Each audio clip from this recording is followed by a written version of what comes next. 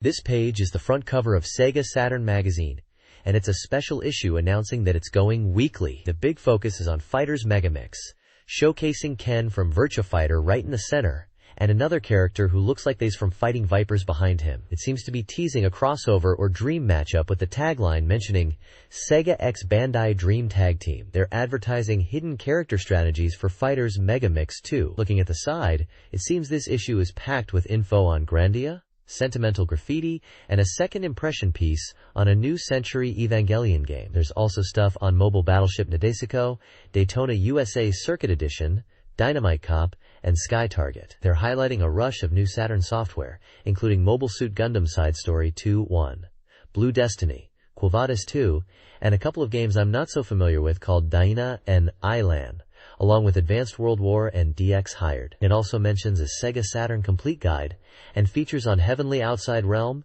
Enemy Zero, and Toon Raiders. Rounding it off, there's a special interview planned with two big creators from Red Company and Sega AM2, Hiroi Oji and Suzuki Yu. Sounds like a pretty packed issue for Saturn fans. This page is a full-page advert that's very mysterious.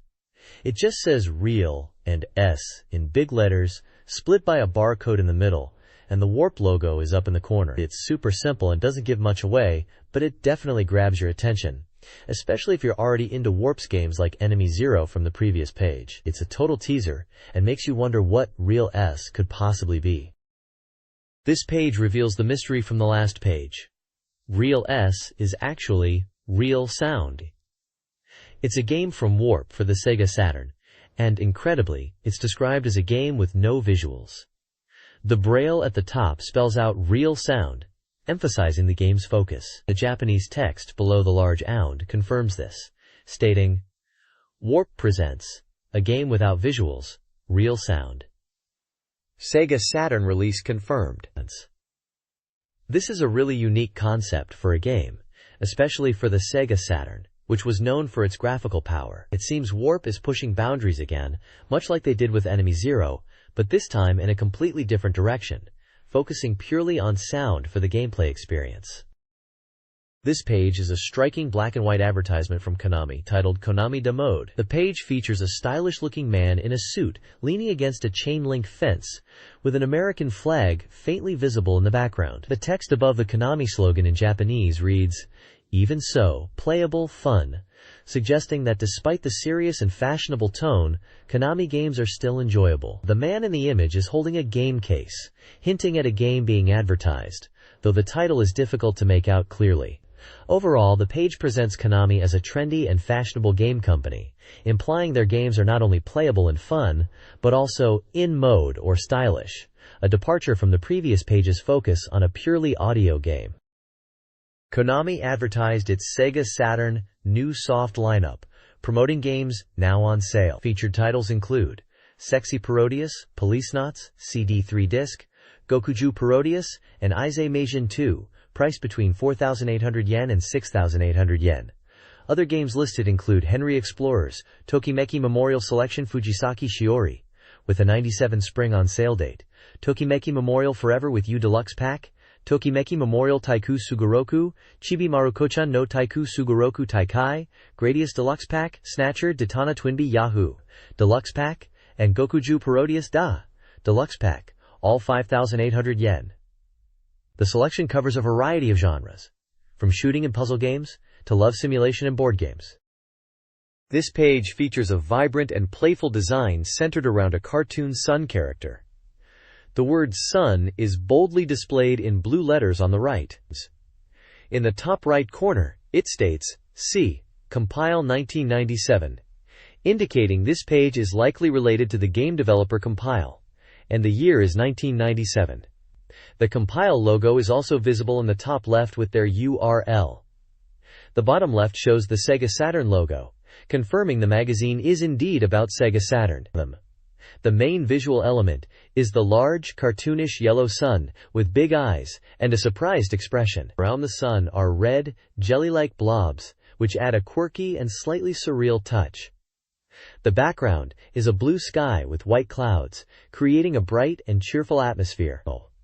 Overall, the page seems to be a promotional or branding image from Compile related to the Sega Saturn, perhaps advertising a game or simply their company in a visually striking way, with the sun as a central motif.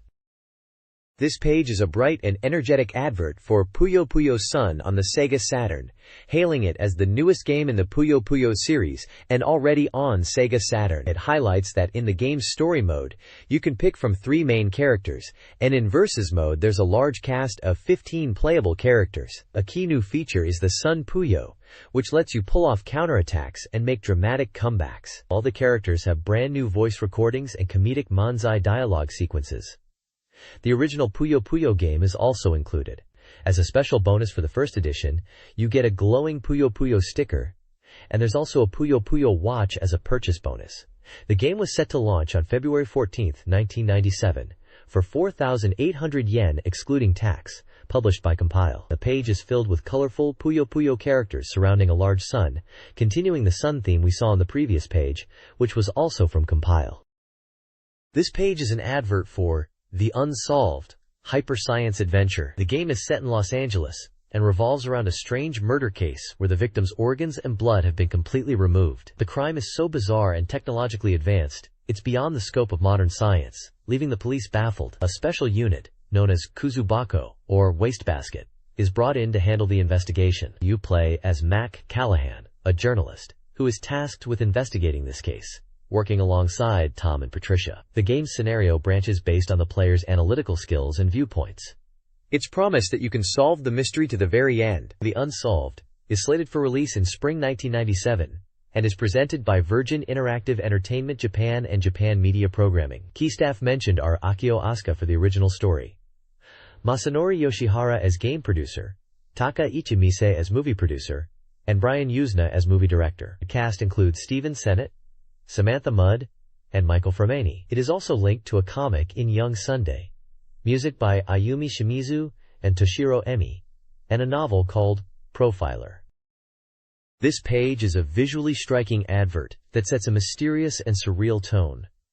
The large text in Japanese boldly states, "In a supernatural world, get lost," which really grabs your attention and hints at a game with an otherworldly and perhaps confusing atmosphere. The image itself is quite abstract, with these floating, glowing spheres in various colors and textures against a dark background. One sphere even has a faint cityscape reflected in it, while another looks almost like a planet. At the bottom right, there's a distinctive red and white sphere with grid lines, which looks like it could be a stylized game console or some kind of technological object. Interestingly, both the PlayStation and Sega Saturn logos are present at the bottom, suggesting the game being advertised might be available on both platforms, or perhaps it's just aiming for a broad appeal across console players. It's a very atmospheric and intriguing advert, definitely trying to pique your curiosity about whatever game it's promoting with its cryptic message and dreamlike imagery.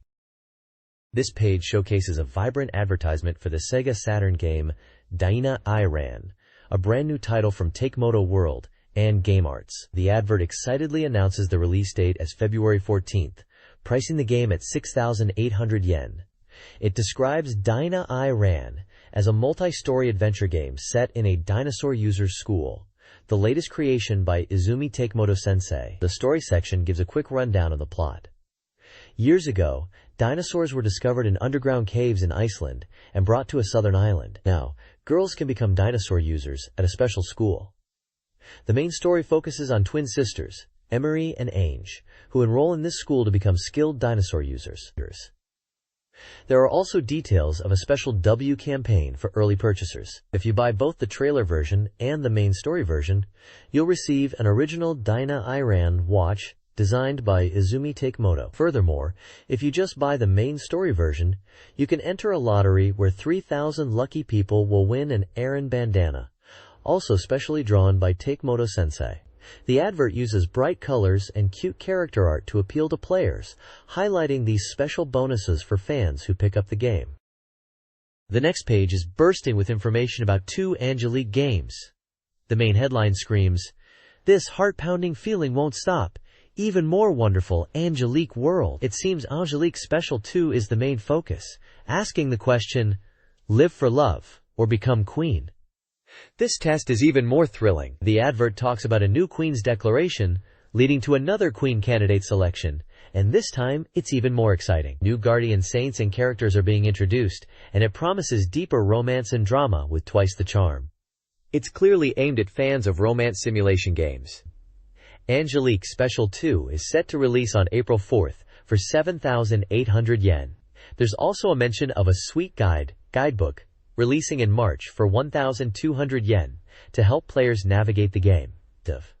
The page also lists the cast with character names like Julius, Clavis, Randy, and others, alongside their voice actors. On the right side of the page, there's an advertisement for Angelique in the Land of Wonders, which is described as a variety game of love and adventure. It seems to be a separate title, where Angelique visits a mysterious country, with puzzles and events. This one is coming out sooner, on February 28th, for 5,800 yen, and it boasts a special appearance by Ryotaro Okiya, a popular voice actor in Saturn version. It looks like both games are promising plenty of romance and adventure for Angelique fans. This page showcases Romance of the Three Kingdoms Vi, a historical simulation game. It's advertised as a reborn Three Kingdoms experience, emphasizing it as fierce, strong, and vivid. Being a best-selling strategy title, the advert highlights enhanced gameplay with new tactical formations, a strengthened officer system, and improved graphics that bring the Three Kingdoms world to life. You can see in-game screenshots showing the interface and battle scenes. The game is priced at 9,800 yen, and it looks like a solid grand strategy title for fans of the series and historical simulations in general. There are also mentions of guidebooks for the game, but the main focus is definitely on getting you excited about diving into the latest Three Kingdoms chapter. This page is highlighting two different titles from the Romance of the Three Kingdoms series. First up is Romance of the Three Kingdoms Returns, presented as a revival of the original game in the series with a focus on strategy. It boasts enhanced visuals and a deeper gameplay experience, aiming to capture the essence of the early titles. It's set for release on January 31st at a price of 6,800 yen. The second game featured is Romance of the Three Kingdoms, Kongmai Dens. This one is described as a fusion of strategy and RPG elements, diving into the dramatic life of the strategist Kongmei, also known as Zhu Zhiang. They are emphasizing the dramatic storytelling, movie-like scenes, and even voice acting from popular voice actors like Cao Cao, Shu Shu, and Huang Gai. This title is launching later on March 28th, priced at 7,800 yen. There's also a mention of a strategy guidebook for Kongmei Den coming out a month earlier. Both games seem to be aiming to bring fresh and engaging experiences to the strategy genre on the SEGA Saturn. This page showcases a range of Koei titles. At the top, there's Decision of the Supreme Commander 2I, a World War II strategy game promising deep strategic gameplay across land, sea, and air. It's slated for release this spring at 9,800 yen. Right next to it is Uncharted Waters 2, an adventure RPG where you explore the seven seas. This one is coming out on March 28th for 6,800 yen. Below these, Dark Hunter is introduced as a multimedia English learning adventure game. It seems to have a fantasy horror theme and boasts character designs by Juji Manabe.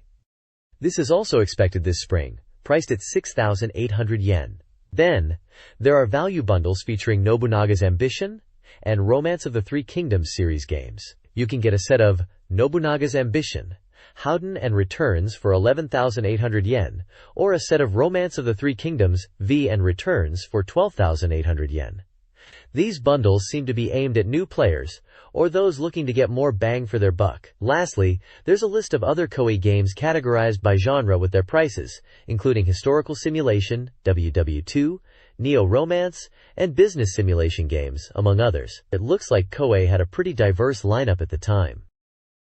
This page is all about the SEGA Saturn word processor set, a product that turns your console into a word processing machine. It's highlighted with the exciting phrase, word processor transformation, saying it makes creating business cards and birthday cards easy peasy on your Saturn. The set includes the word processing software itself, a dedicated printer, the BJC210J, and a printer interface to connect it all to your Saturn. The big selling point seems to be the clip art, boasting over 500 images including Sega and Hikari game characters, perfect for making stylish cards. You can use either a controller or a soft keyboard on screen to input text, And for those who already have a SEGA Saturn keyboard, that's compatible too.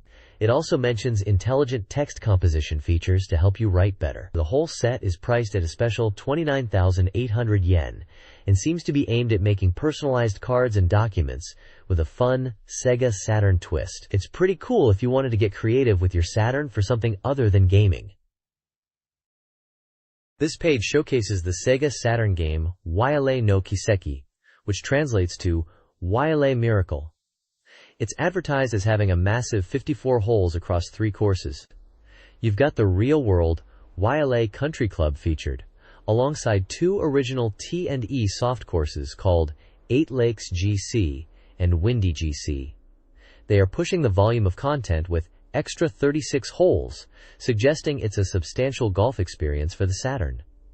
The ad mentions enhanced graphics and new features like a super shot mechanic. It's slated for release on February 28th and will cost 6,800 yen. Looks like a pretty comprehensive golf game for SEGA Saturn fans. This page is all about the SEGA Saturn game, Macross. Do you remember Love? This looks to be a revival of the classic anime in an interactive format. You've got a massive Valkyrie mech dominating the background, and iconic characters like Minmay, Hikaru, and Misa in the foreground artwork. Screenshots of the game suggest it's a horizontal scrolling shooter with a strong story focus. The page emphasizes high-quality movie scenes and an interactive anime-like world, aiming to let players deeply experience the love and battle themes from Macross. It's slated for release this spring and priced at 6,800 yen excluding tax. This page is a full-page advertisement for 2 SEGA Saturn games. The main focus is on Advanced Variable Geo 2 or VG2 and Quo Vadis 2 Planet Warguide. The advert is splashed with dynamic character artwork from both games. VG2 seems to be heavily anime-inspired, with a cast of stylish characters in various action poses. Quo Vadis 2 is advertised as a simulation RPG, and the text emphasizes a fusion of anime and gaming, promising a unique experience. It highlights the command of assault armor units and challenging missions. There's also a section with bullet points listing features like 70-plus stages, diverse weapons, and a human drama story. We can see small screenshots from Quo Vadis 2 showing what looks like real-time battles and strategic gameplay. The advert boasts about the game achieving a perfect fusion of anime and game elements. Quo Vadis 2 is slated for release on March 28, 1997, and priced at 6,800 yen for a 2-disc set. Overall, the page aims to get Saturn gamers hyped for these 2 titles, promising exciting anime-style action and deep strategic gameplay. This page is all about Cube Battler Story of Shao for the SEGA Saturn, and it's being heavily promoted as a digital battle animation that goes beyond even OVAs. The game looks vibrant and action-packed, featuring battles within these cool cube-shaped arenas. You can see lots of anime-style characters showcased in the artwork, popping out from these digital cubes. The advert mentions you play as a debugger kid who becomes a cube battler, participating in national tournaments.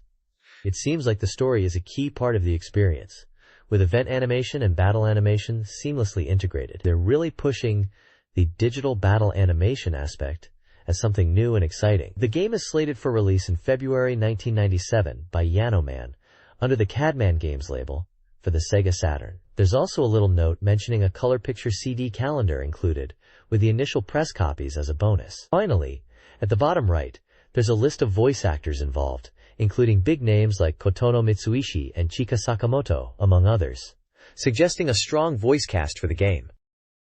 This page is dedicated to the Cyber Troopers Virtualon game, but it's advertising a plastic model kit of the iconic robot, Temjin. It's a 1/144th scale model, described as a plastic model kit, and priced at 600 yen. The advert highlights key features like color plastic, meaning you can get a near-perfect finish even without painting, and snap fit, so no glue is needed for assembly, which is great for beginners and seasoned model builders alike. It's also touted as full action, meaning it's highly posable for dynamic displays.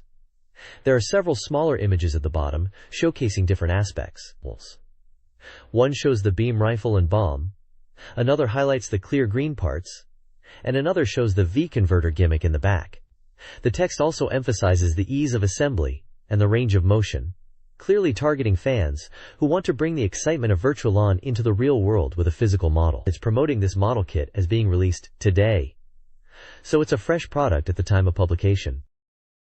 This page is all about pro wrestling games and features a talk with Kenji Otsuki as part of a series. The page is titled Pro Wrestling Fighter Talk, and it seems to be focused on the Fire Pro Wrestling series, specifically Fire Pro Wrestling S 6-Men Scramble for the SEGA Saturn. The page shows a large picture of Kenji Otsuki dressed in black, striking a pose while holding a Saturn controller, and there are screenshots of the game showing wrestling action in the ring. The article seems to be an interview or commentary by Otsuki about his thoughts on pro wrestling games. He mentions enjoying the Fire Pro Wrestling series, and it sounds like he's discussing what makes these games appealing and his experiences playing them. The bottom part of the page is a clear advertisement for Fire Pro Wrestling 6-Men Scramble, excitedly announcing it's now on sale and is for all pro wrestling fans who own a SEGA Saturn.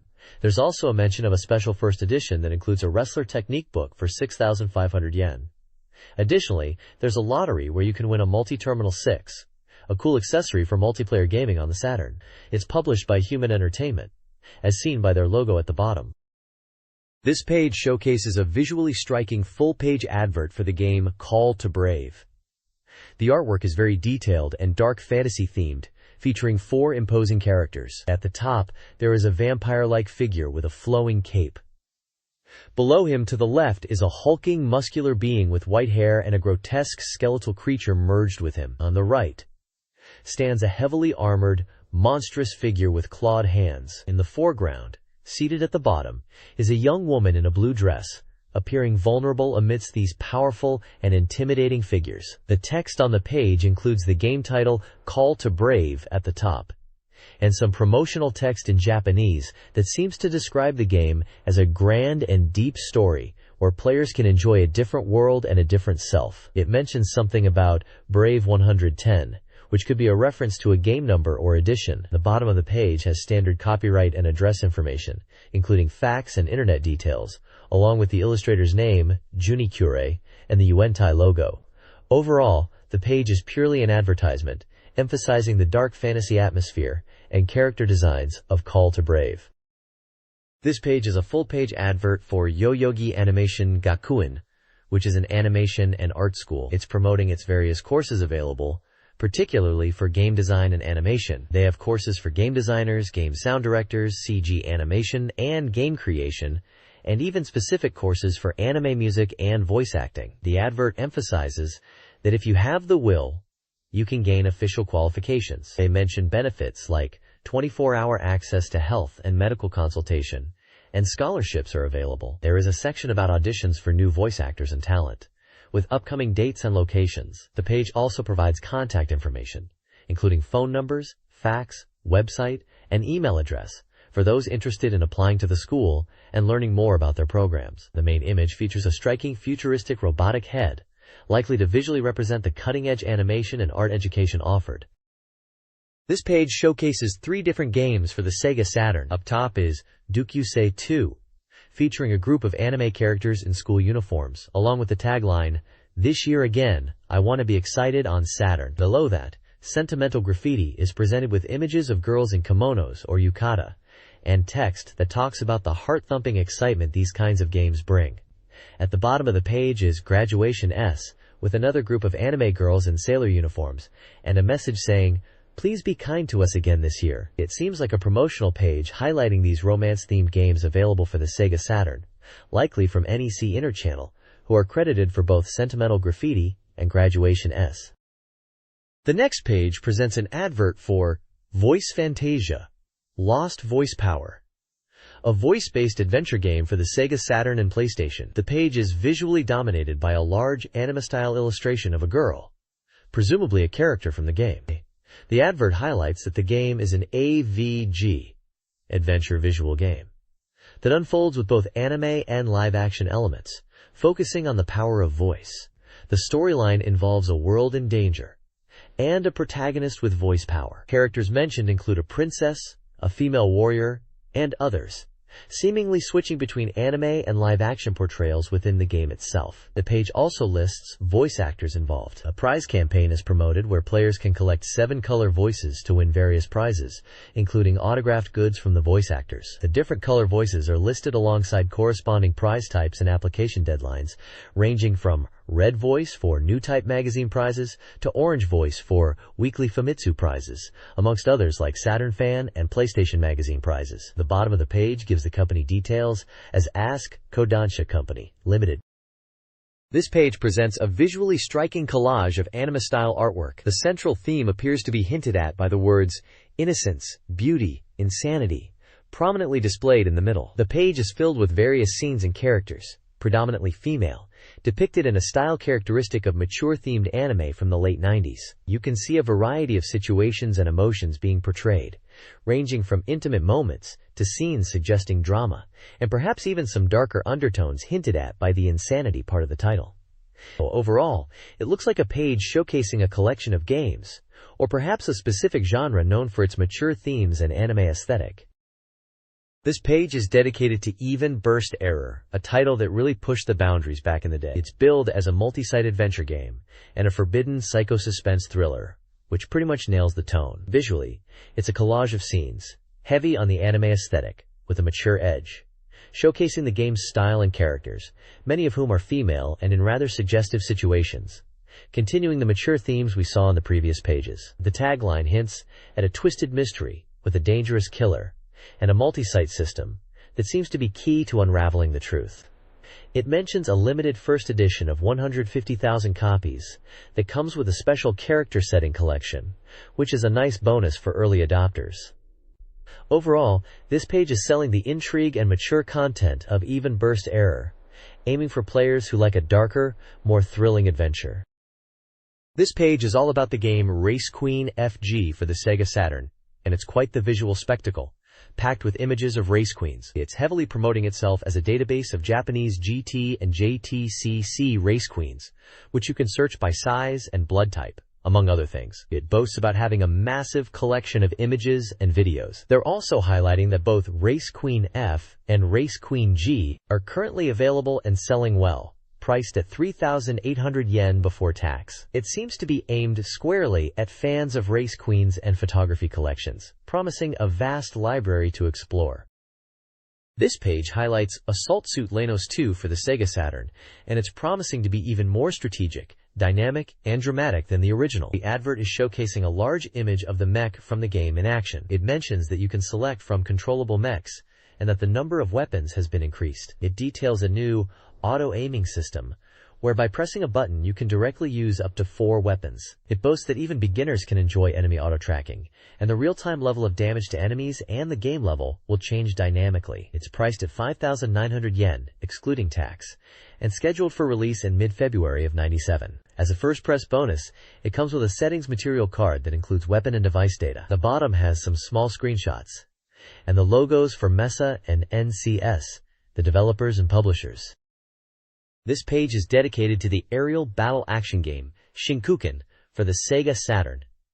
It's boasting to change the rules of fighting games with its aerial combat system. The advert features a large, dynamically posed character artwork. We can see smaller images showcasing the versus mode with selectable characters, and a gameplay screenshot with health bars and action happening. It mentions it's an arcade-style 2D fighting game, and emphasizes smooth battles in the sky, claiming it was impossible in previous 2D fighters. They highlight that there are 8 initial characters, with 3 boss characters being added, bringing the total to 11 playable fighters. It also mentions terrain destruction systems and various defensive systems. The Saturn version includes a battle mode and combo count functions, and even auto guard in powered-up states. The game is scheduled for release on March 21, 1997, priced at 5,800 yen, excluding tax, and is classified as a versus fighting action title. It's published by SNK and developed by Saurus. The next page showcases the game 3D Baseball, the Majors. It looks like this game is coming to both Sega Saturn and PlayStation. The advert highlights the game with a large 3D baseball title, and features several baseball player portraits at the top. It seems to be emphasizing realism, with phrases about professional players and real photos. There's a screenshot of gameplay showing a baseball stadium, and the text emphasizes full motion capture and realistic player forms, and seamless, non-stop action. It mentions 28 teams and 25 players per team, totaling 700 players appearing with their real names and photos. The SEGA Saturn version is slated for release on January 31st, while the PlayStation version is expected in February. It's published by Crystal Dynamics and distributed by BMG Interactive. This page features a game called Simulation Zoo, where you get to create the world's greatest zoo. The page is filled with cute cartoon animals like a giraffe, monkey, elephant, lion, and rabbit, along with a friendly zookeeper and an older gentleman in a suit, possibly the zoo director. The text describes the game as letting you take over the management of a rundown zoo. As the new zookeeper, your job is to bring the zoo back to its former glory. You'll be in charge of everything from acquiring new animals, managing their enclosures, and ensuring they're well fed. It sounds like you'll need to balance things like food and animal happiness, as it mentions that the zoo director's job is a tough one. There are 4 screenshots at the bottom showing different aspects of gameplay. One shows a koala in a tree, another looks like a top-down view of a zoo enclosure, and a third shows a hippo in water. The final screenshot shows giraffes at sunset in a savanna-like setting, possibly representing different zoo environments you can create. The game is scheduled for release on February 7th, with a standard price of 5,800 yen, excluding tax. It's published by GameBank and developed by SoftBank. This page is a full-page advert for the classic first-person shooter Doom for the Sega Saturn. The advert is visually intense, featuring prominent artwork of the Doomslayer battling demons in a hellish environment. There are several screenshots showcasing the fast-paced action and demonic enemies you'll face in the game. The Japanese text emphasizes the intense and frightening atmosphere of Doom, describing it as a Warzone non-action series called Doom. It mentions phrases like demonic atmosphere, desperate feeling, and no help can reach you. It's really playing up the horror and action elements of the game. The advert also highlights that this version of Doom includes both Doom and Doom 2. It states a release date of February 1997, with a price of 5,800 yen, excluding tax. The logos of Sega Saturn, Ioid Software, Williams Entertainment, SoftBank, and GT Interactive are also visible, confirming the publishers and developers involved. This page is an advertisement for the Sega Saturn game Area 51. The advert is promoting a fierce in-your-face gameplay and incredible realism as you battle invaders from Area 51. It highlights the thrill and intensity of full-motion, non-stop shooting action in the game, emphasizing that you'll be fighting anything and anyone in your way through unknown areas. The page features screenshots of the game in action, showcasing the light gun gameplay. The text promotes the game as a gun shooting experience and mentions bargain gun correspondence. The price is listed as 5,800 yen, excluding tax, with a release date of January 1997. The advert also includes logos for Williams Entertainment, GT Interactive, SoftBank, and Sega Saturn. It looks like a high-octane, action-packed light gun shooter, promising intense and immersive gameplay. This page is an advertisement spread for Sakura Wars merchandise. It's promoting 2 items: a Sakura Wars original picture and setting material collection, and a Sakura Wars secret file. The original picture and setting material collection is described as a treasure trove for Sakura Wars fans, packed with original artwork, setting materials, and behind-the-scenes information from the development team. It includes interviews with staff and reveals secrets about the world of Sakura Wars, including mecha designs and character information. It also comes with a large poster and a war country costume papercraft. The secret file is highlighted as containing content that didn't make it into the game, featuring a large amount of character and mecha setting materials and CG artwork, all on Cridrom. Both items are presented as must-haves for Sakura Wars enthusiasts and boast a wealth of content. The page features images of the product packaging and character artwork from Sakura Wars to entice fans. The prices are listed as 1,480 yen for the secret file and 2,000 yen for the original picture and setting material collection. Secret file is noted as compatible with Sega Saturn and Windows/Macintosh, while the other is not explicitly stated but likely aimed at the same platforms. This page is the contents page for SEGA Saturn Magazine Volume 3. The big headline is, Enix, joining Saturn, indicating some news about Enix, a major game company supporting the Sega Saturn. The cover story is a special feature, a conversation between Hiroi Oji from Red Company, known for games like Sakura Wars, and Yu Suzuki from Sega AM2, a legendary Sega developer. This is highlighted as a first-time meeting of two big creators. There's a special report section that lists a bunch of games they're covering. It includes titles like Sky Target, Victory Goal 97, Professional Baseball Greatest 997, Grandia, Sentimental Graffiti, Dukyusei 2, Neon Genesis, Evangelion Second Impression, Martian Successor Nadesico, Daytona USA Circuit Edition, Sakura Wars, Flower Division News, Dynamite Cop, Samurai Showdown 64, Warriors Rage, Uncharted Waters 2, Romance of the Three Kingdoms IV, Wall of Fire, Amok, Dark Hunter, Cyberbots, a submarine game, and then Assault Suits Lanos 2, Gusen Oyoyo 2, and quite a diverse lineup of games being featured. Finally, there's a section from AM2 Research Express Neo, which is all about strategies for Fighters Megamix, specifically how to unlock hidden characters. This page highlights upcoming Sega Saturn games and features a game index. Upcoming releases include Macross, Do You Remember Love? Galaxy Fraulein Yuna 3, The Business Sim, The Convenience Store, and racing game, Impact Racing. Other titles include Free Talk Studio, Mari's Carefree Chat, Farland Story, and Shutoku Battle 97. Coming soon soft, showcases Mobile Suit Gundam Side Story 2is, Tsukyu no Gurentai, and Dyna Isles. Strategy fans can anticipate Advanced World War, Fighters, Fighting Illusion K1 Grand Prix, and puzzle fans, Cleopatra Fortune, Mobile Suit. Zeta Gundam Part 1 is also coming. The Sega Saturn Soft Complete Guide aids players with games like Tengai Meikyu, Enemy Zero, and Tomb Raider. AM1 and AM3 research teams are presenting strategies for Sega Keeper SG course, and a lecture series for Cyber Troopers Virtualon. The Game Index lists a wide array of titles, including many mentioned above, providing a comprehensive guide. This page is dedicated to the Sega Saturn game, Mobile Suit Zeta Gundam. It's billing itself as the next story in the Gundam saga, and promises to faithfully recreate the Zeta Gundam TV series. The game will feature shooting action and animation to fully immerse players in the world of Zeta Gundam, covering the story from the first 26 episodes of the series. You can see a couple of screenshots that give a glimpse of the gameplay.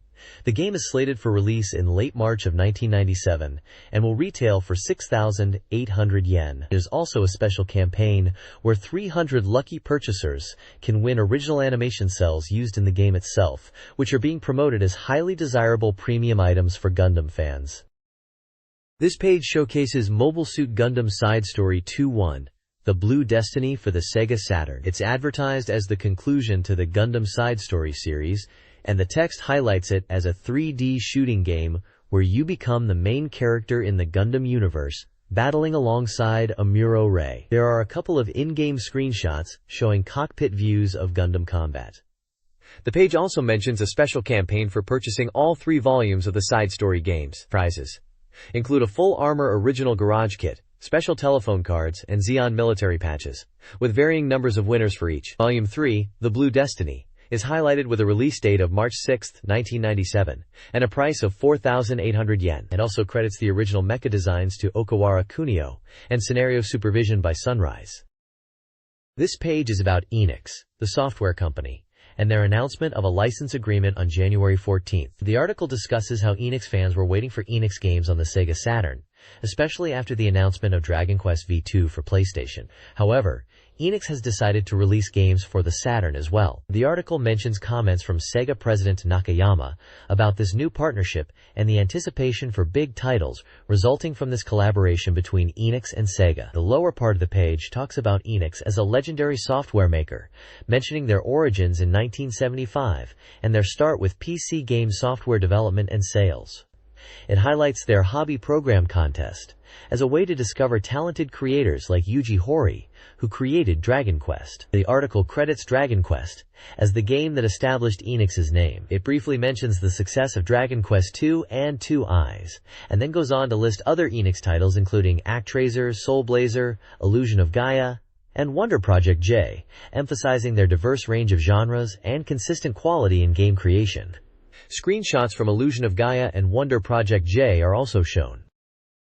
Enix's president, Yasuhiko Fukushima, discusses the company's decision to develop for the Sega Saturn after partnering with Sony for the PlayStation. They officially signed on January 14th, with announcements delayed until now. Sega's commitment and the potential to reach a new audience of over 1 million Saturn users were key factors. Enix intends to create original titles for the Saturn, utilizing the CD-ROM format for larger games, and focusing on genres where their creativity can thrive. They aim to leverage their reputation for quality in developing talent, potentially including sequels and new IPs. Screenshots highlight this commitment, showcasing Illusion of Gaia and Wonder Project J, along with a new Troublemaker action game, Yuk Yuk Troublemakers.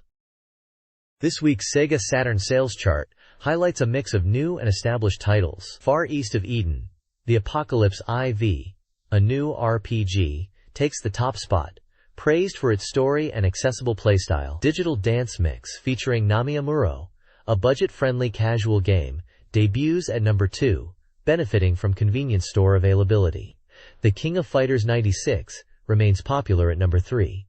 Fighters Megamix and Enemy Zero round out the top 5. Other notable games include Virtual On, Cyber Troopers, Shining the Holy Ark, Terra Fantastica, and Mobile Suit Gundam Side Story 2, The Blue Destiny.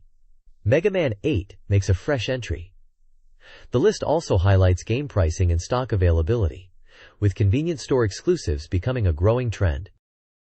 This page showcases 2 popular game charts and a featured arcade game. The top section, User Data Top 20, lists games that Sega Saturn owners are hoping will be ported to the system. Dragon Quest and Final Fantasy series are unsurprisingly at the top, followed by Dead or Alive and Samurai Spirits. Other requested games include Super Robot Wars, Goddess, Scud Race, and Rent-A-Hero. The text next to this chart discusses the possibility of Dragon Quest V2 coming to PlayStation, while questioning if Dragon Quest version 2 might be possible for Saturn if the Saturn hardware becomes more widespread. The bottom section, Shop Data Top 15, focuses on the popularity of arcade video games. Virtua Fighter 3 is at number 1, followed by Cyber Troopers Virtuon and Street Fighter X. Other popular arcade titles include Samurai Spirits, Dead or Alive, Sega Touring Car Championship, and X-Men vs. Street Fighter. Finally, a one-point check game section highlights the arcade game Scud Race as a noteworthy new title from Sega. It mentions it's developed on the Model 3 board and is a racing game. The article seems to be discussing the anticipation for new arcade titles and the desires of Saturn owners for game ports. This page details a Sega Saturn user data top 30 ranking. Virtua Fighter 3 tops the list with 469 points, followed by Grandia, 360 points, and Neon Genesis Evangelion Second Impression, 275 points. Downgrade Student, Shita Ikusei, places 4th with 273 points, praised for its art. Sakura Wars Flower Division Communication, a digital fan book, debuts at 6th place. The ranking table continues with games like X-Men vs. Street Fighter, Last Bronx, Lunar Eternal Blue, Mobile Suit Gundam titles, and others. Details on specific games are referenced on pages within the source material. The page also teases upcoming titles, Sky Target, and Advanced World War Millennium's Ambition in the Coming Soon section. The next page showcases the reader's Race Volume 38, a user voted ranking of Sega Saturn games. The page highlights 2 main charts, the USU Saturn A and New Arrival Hole. In the USU Saturn A ranking, Fighters Megamix claims the top spot. The reviewer notes its strong performance, mentioning it topped the chart on its first appearance and remained in the top 3 since the initial poll. It seems to be a consistent favorite among readers. The chart appears to list many games with scores, but the focus is clearly on Fighters Megamix and its continued popularity. The New Arrival Hole section introduces new entries to the ranking. Fighters Pro Wrestling as 6-Men Scramble is highlighted as a fresh entry. The reviewer describes it as a solid wrestling game with a simple control scheme that allows for satisfying combo executions. They also mention the appealing graphics. Overall, this page presents a snapshot of Sega Saturn gamers' current favorite titles, with Fighters Megamix leading the charge and new games like Fighters Pro Wrestling EMS making their mark. This Sega Saturn Reader's Race Volume 38 excerpts features game rankings and new game introductions. Serious Horse Race Introduction highlights Kyan Kyan Bunny premieres 2, praising its improved graphics and enjoyable gameplay despite some simplicity. Fighting game introduction features The King of Fighters 96, lauded for its graphics, gameplay, and music, and Shining the Holy Ark, praised for its battles and interface, though loading times are mentioned. The variety introduction section includes Thunder Force Gold Pack 2, noted for its M rating and improved features, and Poppin' Twinbee, Rainbow Bell Adventures, described as a charming and well-made shooter. Brief mentions of Battle Arena Toshinden Urara, Hanadaijin, and Baruba also appear, suggesting they are new additions as well. This page reviews 4 new SEGA Saturn games. Air's Adventure is a well-regarded RPG with good character design, but potentially uninspired map design and story. Detective Jinguji Saburo Unfinished Report offers a strong mystery experience with appealing characters, though some find the mystery too simple. Terra Fantastica, a simulation RPG, boasts high production values but lacks originality. Nissan Presents Overdrive GTR is a realistic racing game for car enthusiasts, with detailed models, but may lack excitement for some. Additionally, Kyan Kyan Bunny Premiere 2 again is mentioned, highlighting graphical and polish improvements. Finally, the Opos Table Saturn C provides a comprehensive ranking of SEGA Saturn games based on reader votes, showcasing popular and highly rated titles. This SEGA Saturn review page features 3 game reviews. Tenku no Requiem Arcadia receives praise for its strong scenario and RPG elements, with beautiful anime cutscenes and charming characters, despite long travel times. It's predicted to score 8.889. Digital Dance Mix, a karaoke game, is lauded for its easy controls, song selection, and appeal to both dance game fans and newcomers. Predicted score 8.564. Daisuki, I Heart Aaron, a dreamlike anime game, impresses with its cute animation and positive overall impression. Predicted score 8.781. The page also ranks popular SEGA Saturn peripherals, like the multiplayer adapter and various controllers, along with their prices. Lastly, a contest invites readers to predict top game scores and submit software reviews by February 10th, with prizes including memory and joysticks. This page celebrates the weekly publication anniversary of SATURN Magazine and features a special interview between 2 major creators, Hiroi Oji from Red Company and Suzuki Yu from SEGA AM2 Research and Development Department 2. The page highlights the exciting developments around the SEGA Saturn, including Enix's entry into the Saturn market, the merger of SEGA and Bandai's emergency combined sales, and the buzz surrounding SATURN going weekly. It mentions that even amidst these changes, creators remain crucial. The interview features Hiroi Oji, known for Sakura Taisen, and Suzuki Yu, known for Virtua Fighter 3, both highly anticipated games for Saturn users. The text suggests this is their first dialogue, aimed at SEGA Saturn users, discussing the current state of affairs and their aspirations for the year ahead as creators. The page features screenshots of Sakura Taisen, showcasing the winning pose decision, and Dream, Wait dialogue, as well as Virtua Fighter 3 gameplay. It's positioned as a special commemorative issue to deliver a big dialogue between these 2 prominent creators. This page continues the interview with Yu Suzuki from SEGA AM2, focusing on his current project, which he describes as creating something amazing in CG, like a movie. Suzuki mentions that he's always wanted to incorporate movie-like elements into games, especially with the advancements in technology and hardware. He discusses the challenge of making CG movies for games, emphasizing the amount of work involved and the pursuit of realism and detailed graphics. He talks about using full CG and motion capture in his project, likely referring to Virtua Fighter 3, and aims for a level of quality comparable to Hollywood movies. Suzuki also touches on the business side, mentioning the high development costs and the desire for commercial success. He expresses his ambition to push the boundaries of game graphics and create a truly impactful movie experience within a game, suggesting it could revolutionize the Japanese movie industry. The page also includes screenshots from both Virtua Fighter 3 and Sakura Taisen, visually representing the games being discussed. The keyword section, movie, highlights the evolving concept of movies in games, from pre-rendered scenes to real-time CG, and its increasing importance in game development.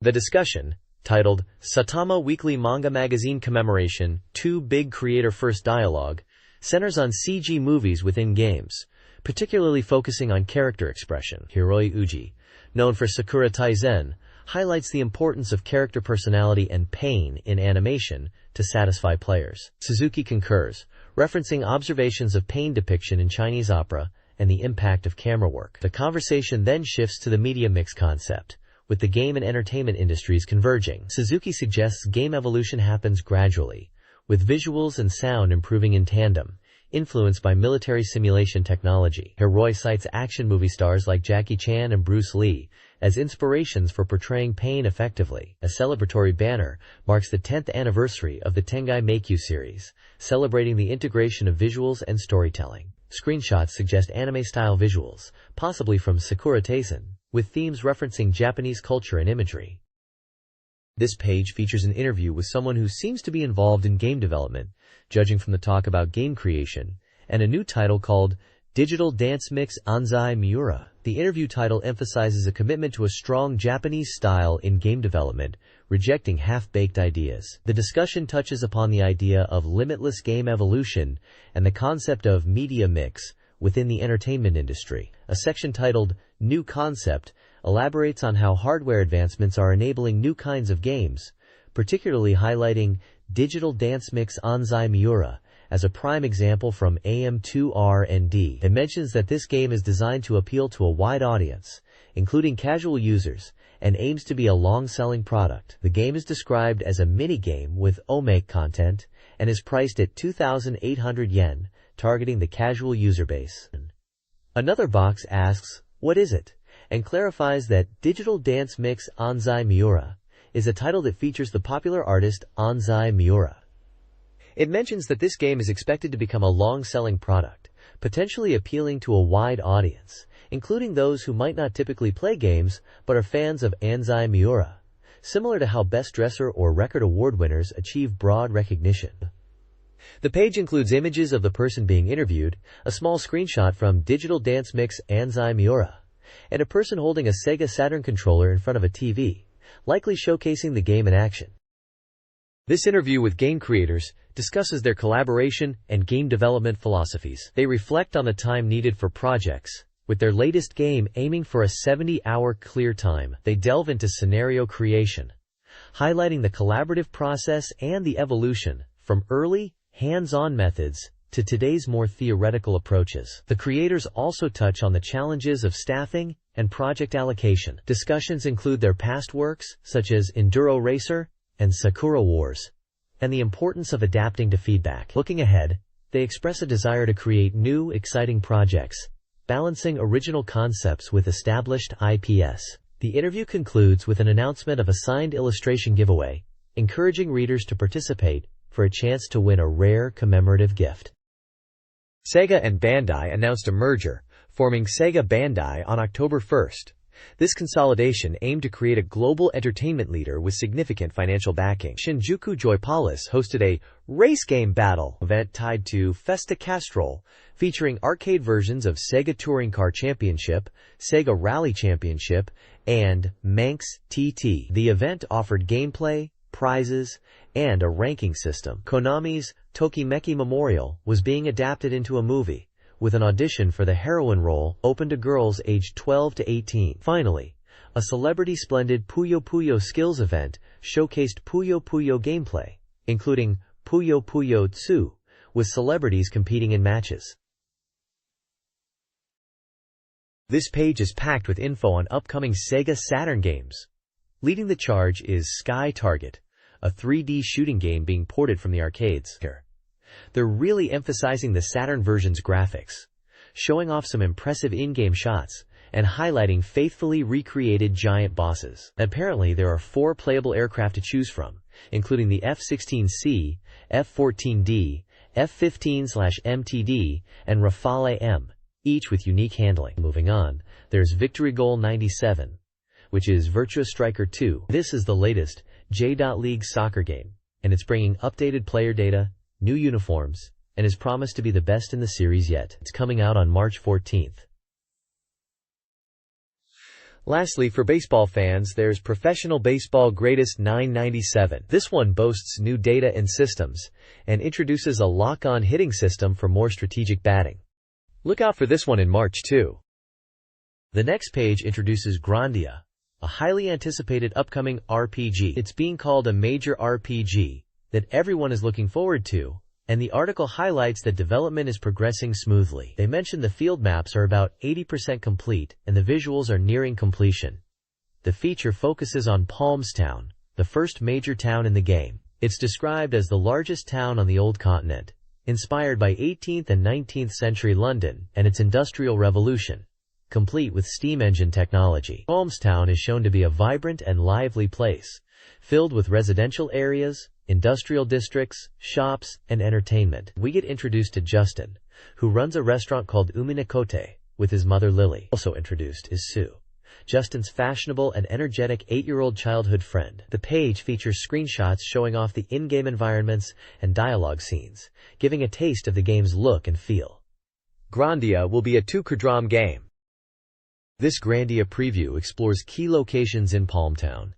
The underground bar is a hub for information, offering a relaxed atmosphere. Justin's house and restaurant, Uminakote, features Lily's cooking and a lively dining experience, including lobster. The inventor's house showcases eccentric inventions, from steam-powered contraptions to vehicles. The Memorial Museum displays ancient artifacts, though the reviewer isn't particularly engaged by its exhibits. Sue's house is next to Justin's, emphasizing their close relationship. Finally, the bustling station and station plaza serve as a major town entrance, complete with a fountain and rumors of teleportation. The preview builds the setting for the upcoming adventure.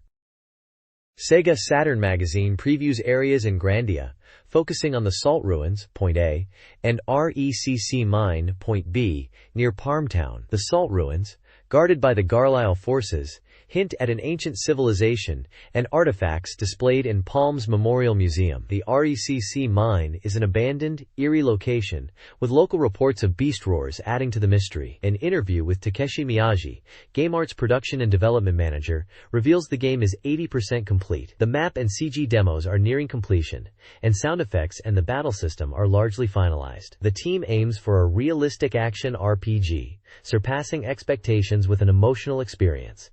Voice recording is underway, and the team is working diligently. Miyagi's background, including work on Gun Griffon and Sylphid, positions him as an innovative technical expert. This article introduces the SEGA Saturn version of the romance-adventure game, Sentimental Graffiti. The game tasks the player with building relationships with 12 heroines across Japan. Players, as the protagonist, travel to various locations to date the girls and cultivate their connection. Success hinges on repeated dates and good impressions, potentially leading to reciprocal visits to Tokyo.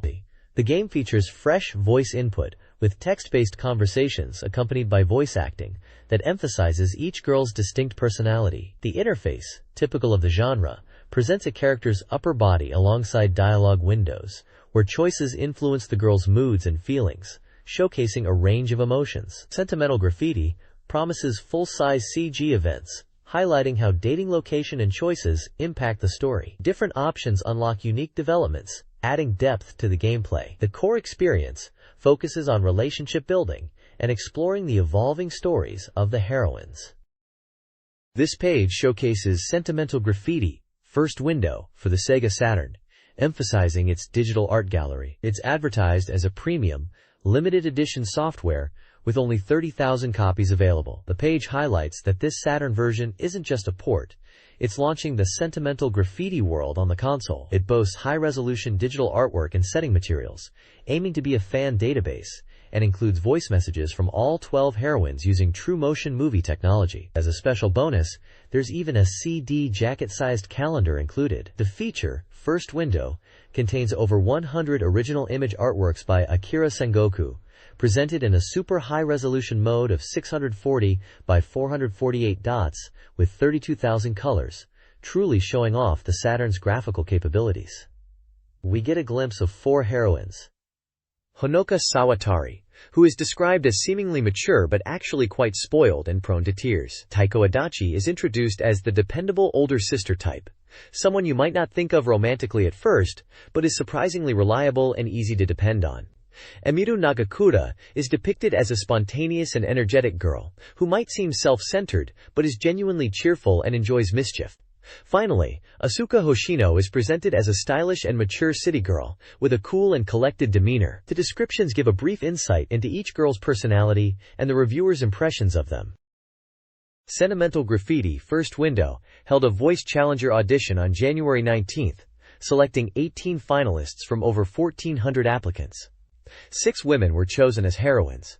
The audition, judged by voice actors and music producers, focused on acting and voice performance. The event was filmed for a 15-minute documentary, First Window. The article introduces 4 heroines: Ami Hosaka, the stylish and mature girl; Rika Yamamoto, the energetic and reliable type; Wakana Ayasaki, the cool and composed character; and Natsuho Mori, the cheerful and mischievous girl. Each heroine is designed to elicit emotional investment from players. The core concept of Sentimental Graffiti centers around setsunasa, the feeling of bittersweetness. The game aims to evoke these complex emotions, making it difficult to choose a favorite heroine due to the appeal of all the characters. Sentimental Graffiti 2: Thoughts Racing has announced its cast of voice actresses. Junko Okada, Yuko Anai, Yuki Makishima, Yuri Kobayakawa, Ai Maeda, and Emi Nagasawa will bring the game's heroines to life. The game is set in a nostalgic period and focuses on the protagonist building relationships with various girls, including childhood friends. 4 additional heroines are introduced: Marina Sugihara, graceful; Yu Nanase, unique perspective; Tomoe Matsuoka, rock music enthusiast; and Akira Endo, fashionable and somewhat spoiled. Each heroine profile offers insights into their personalities and hints at their potential storylines, aiming to offer a diverse range of characters. This page is a promotional announcement for Sentimental Graffiti 2, highlighting it as a people's hearts fluttering season of love story. It's being developed for the NEC Interchannel. It's an adventure game for 1 player, supports the shuttle mouse, and is recommended for ages 18 and up. The page excitedly reveals the latest game screenshots, emphasizing the detailed game screens and the town setting, which is called Yahata Town. It's mentioned that the game will be set in Yahata Town, a place full of stories. New heroines are introduced with images. These include Kamosawa Yui, described as having a quiet charm; Kawanaka Misa, who seems to be popular; Minori Rimura, who is described as a bit spoiled but fashionable; and Minami Kawase, who has a unique perspective and may like rock music. The visuals are said to be progressing well, with more screenshots showcasing the character designs and scenes. We see images of Mizushima Kumiko, possibly in a relaxed state, and Shinozuka Sumi. Finally, it touches upon player-friendly status displays and scrolling during gameplay, showing interface elements and how the maps and status are displayed on screen during exploration. The page concludes by teasing even more information in the next issue, urging readers to wait for further updates. This page is reporting on the revival of the Earth Defense Band from Evangelion. Apparently, Tuji and Kinsuke have reformed their band and are aiming for new activities. They've recruited the transfer student, Mayumi Yamagishi, as their vocalist, thanks to Shinji convincing her. The page highlights the formation of this new band, and also mentions Ayoba Shigeru from Nerve HQ, acknowledging his guitar skills. Moving on, there's an exciting announcement for a major public release of a new Evangelion anime. This isn't just a rerun of the TV series, it's featuring newly drawn scenes specifically for this release. Fans can expect game-like scenes with Asuka and Shinji arguing, action sequences from the Earth Defense Band, and even fan-favorite swimsuit shots of Asuka, Mayumi, and Hikari. Finally, the page touches upon a scene of an angry Asuka confronting Shinji, titled, "Raging Asuka, What's Wrong from the Morning?" It seems Asuka is always in a bad mood with Shinji, and the reason isn't clear. This section is also promoting message voice tapes, which are EVA merchandise, available at anime stores and discount shops. These tapes contain morning messages and conversations between Shinji and Asuka, designed to be used as alarm clock sounds, encouraging fans to wake up to Asuka's morning call and enjoy a happy day. They mention that these can be found at discount stores with recording function alarm clocks called VoiceCun. This page highlights the New Century Evangelion second impression game for the SEGA Saturn. It prominently features a swimsuit shot scene, with Asuka yelling, "What are you staring at, idiot Shinji?" This swimsuit scene is touted as a first-time public release, featuring Hikari, Asuka, and Mayumi in school swimsuits, which is different from the TV anime. The page mentions that character appearances change based on player choices in the game. The page then transitions to discussing the EVA 2 special interview, the second part, revealing that the game comes with a 2-song single CD. One song is sung by Kyoko Hikami, and the other artist is teased as a mystery. The interview touches upon the game's music, including the Earth Defense Band song, and the choice-driven story with animation sequences. They are using Twilimotion, which appears to be a new animation technique, and emphasize digital processing for better visuals. Finally, there's a section recommending EVA merchandise, specifically a pendant and a wallet featuring Nerve logos, suggesting they are stylish and good for everyday use. The reviewer seems to think these goods are cool and practical. This page delves deeper into Neon Genesis Evangelion's second impression, focusing on the Tsunagi, or chrysalis form, a new angel form introduced in EVA 2. They explain that in EVA 2, angels transform through 3 stages, and this Tsunagi form is being revealed for the first time with illustrations in the magazine. They mention that details are still secret, but more info is coming soon. There's also a promotion for a card set of 3 bundled with the game. Excitingly, the game jacket is complete, and it comes with an original single CD. This CD features 2 songs, one sung by Kyoko Hikami. The page includes interviews with Kobayashi Hideki, the director, and Kyuchi Yuki, the designer, of the first Consumer Research and Development Department. They talk about the game's production, mentioning the Twilimotion animation technique again, and highlighting the blend of cell animation and polygons. They discuss how they are aiming for animation quality that fans would expect, and expressing their commitment to achieving this. They also mention that the omake, or extra content, which was well received in the previous game, is back. The ending theme will be Fly Me to the Moon. They are incorporating elements from the TV series' first episode, like the Earth Defense Band song, and focusing on a story driven by player choices with lots of animation. Finally, they briefly recommend Evangelion 3 from the recently recommended EVA goods section, implying there's more EVA merchandise to look forward to. This page is all about the upcoming SEGA Saturn game, Martian successor Nadesico.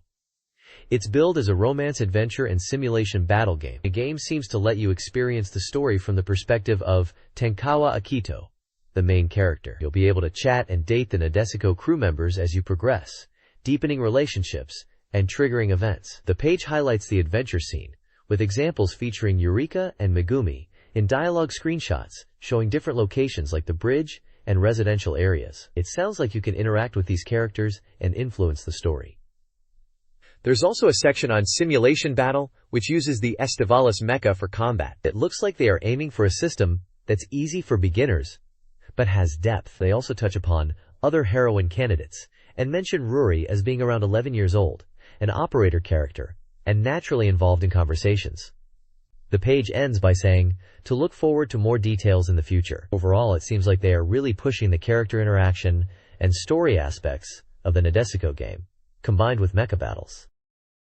This page dives into Daytona USA Circuit Edition, calling it Part 2 of a feature unveiling hidden aspects of the game. It's all about secret techniques and surprises, especially the Invincible Daytona car. The page reveals how to unlock this special Daytona car. You need to finish first in every course on normal difficulty or higher. They're touting it as a super machine, with maxed out stats in every area. The article then compares the Daytona car to the standard Hornet, showing through screenshots that the Daytona car boasts significantly faster acceleration and a much higher top speed. Besides the car info, it also mentions the game is a racing game priced at 5,800 yen, supports 2 players, and is compatible with racing controllers and the Marcon. Overall, this page is hyping up the secret Daytona car as the ultimate reward for dedicated players and highlighting its superior performance. This guide uncovers hidden features in Daytona USA Circuit Edition. In Time Attack, race the developer's ghost car by entering X, Y, Z, then C on the record screen after car selection, and then selecting the number of laps. On the beginner course, stop the slot machines with X to alter the scenery. On the advanced course, drive in reverse on Cosmos Circuit and press X to reverse the Jeffrey statue image. For multiplayer, hold L and X while pressing Start at Course Select to race without AI opponents. Also announced is a Time Attack contest from January 24th to March 31st. Submit your best replay on VHS tape with course details and time. Prizes include Daytona caps, stereos, and t-shirts. Target lap times are provided for reference. Good luck to all participants. This page is all about Sakura Wars. It's advertising the Sakura Wars Kagekidan Communication, or Sakura Wars Review Troop Communication, which looks like a fan newsletter or magazine focusing on the Sakura Wars game. It mentions it's been running since the previous issues. The page highlights a date game feature in the communication, where you can date all 6 members of the Flower Division, and shows screenshots of dating scenes with different characters like Sakura Shinguji, Ogami Ichiro, and Iris Chateaubriand.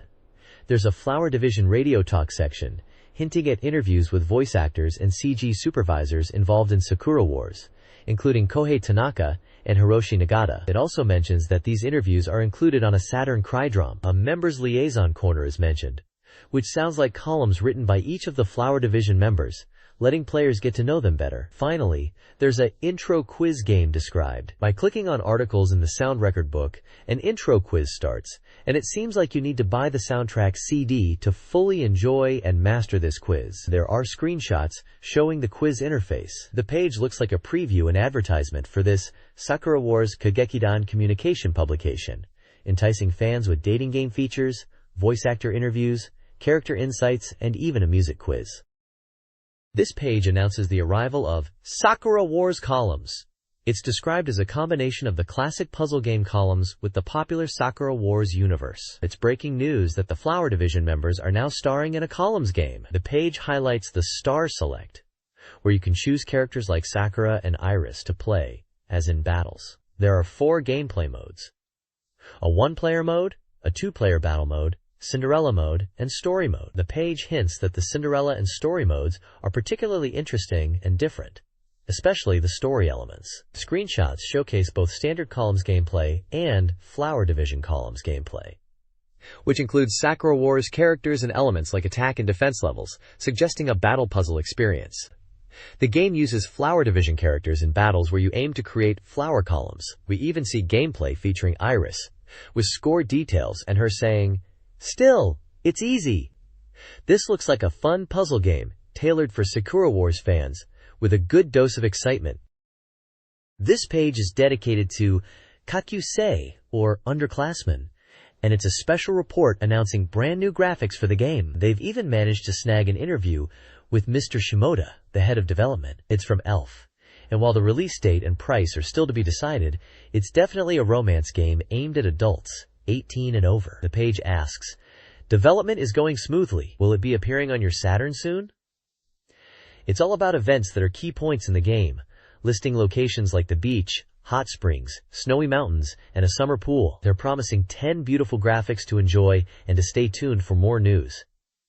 We get introduced to 3 of the characters. First is Yuki Mizuho, described as the protagonist's classmate, sporty, and academically excellent, a popular girl in school. Next up is Kamiyama Miko, a childhood friend of the main character who is also the shrine maiden of the Pointing Shrine. And lastly, there's Mochida Mahoko, a girl who works part-time at a flower shop in the shopping district and is known as Cutie Leah. The page highlights dating scenes with these girls in various locations like the school grounds, shrines, and even a pool. It really emphasizes the charming smiles and attractive nature of these characters. This page dives deeper into the world of Underclassmen on the SEGA Saturn, showcasing even more of the charming heroines you'll encounter. We get introductions to 6 more girls: Minagawa Nana, a tennis club member dreaming of romance; Tina, a princess who transferred from a southern country with a mysterious past; Hashimoto Mami, the lively and popular girl; Kanu Junko, a cool and collected art club member; Midoratani Maki, the energetic signboard girl from the fish shop; and Shinto Ayako, a strong-willed athlete. Each character blurb highlights key scenes you'll experience with them in the game, really emphasizing their individual personalities and appeal. There's also an interesting interview section with Mr. Shimoda from ELF, the development team. He talks about the care put into the Saturn version's visuals, aiming for beautiful color expression on TV screens and immersive experiences. He mentions the sheer volume of voice acting, utilizing 3 crids worth.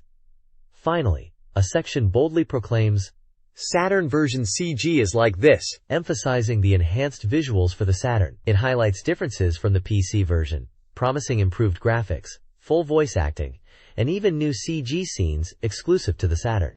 They mention the scenarios have been tweaked, and that they're aiming to create a uniquely underclassmen experience on the Saturn, encouraging players to rediscover the game's charm. It sounds like they're really putting in the effort to make the Saturn version the definitive way to experience underclassmen. This page is a training guide focused on mastering Dynamite Deca, which we know as Die Hard Arcade in the West on the SEGA Saturn. It's structured as a 7-day, short-term intensive training course to help players improve their skills. Day 1 is all about deep scan, emphasizing how crucial it is to scan enemies to get an advantage. It covers the basic rules and tactics, explaining the game's controls are simple, with directional buttons for movement and A or C buttons for bomb throws. They also point out aiming for coins dropped by enemies is a good tactic for high scores.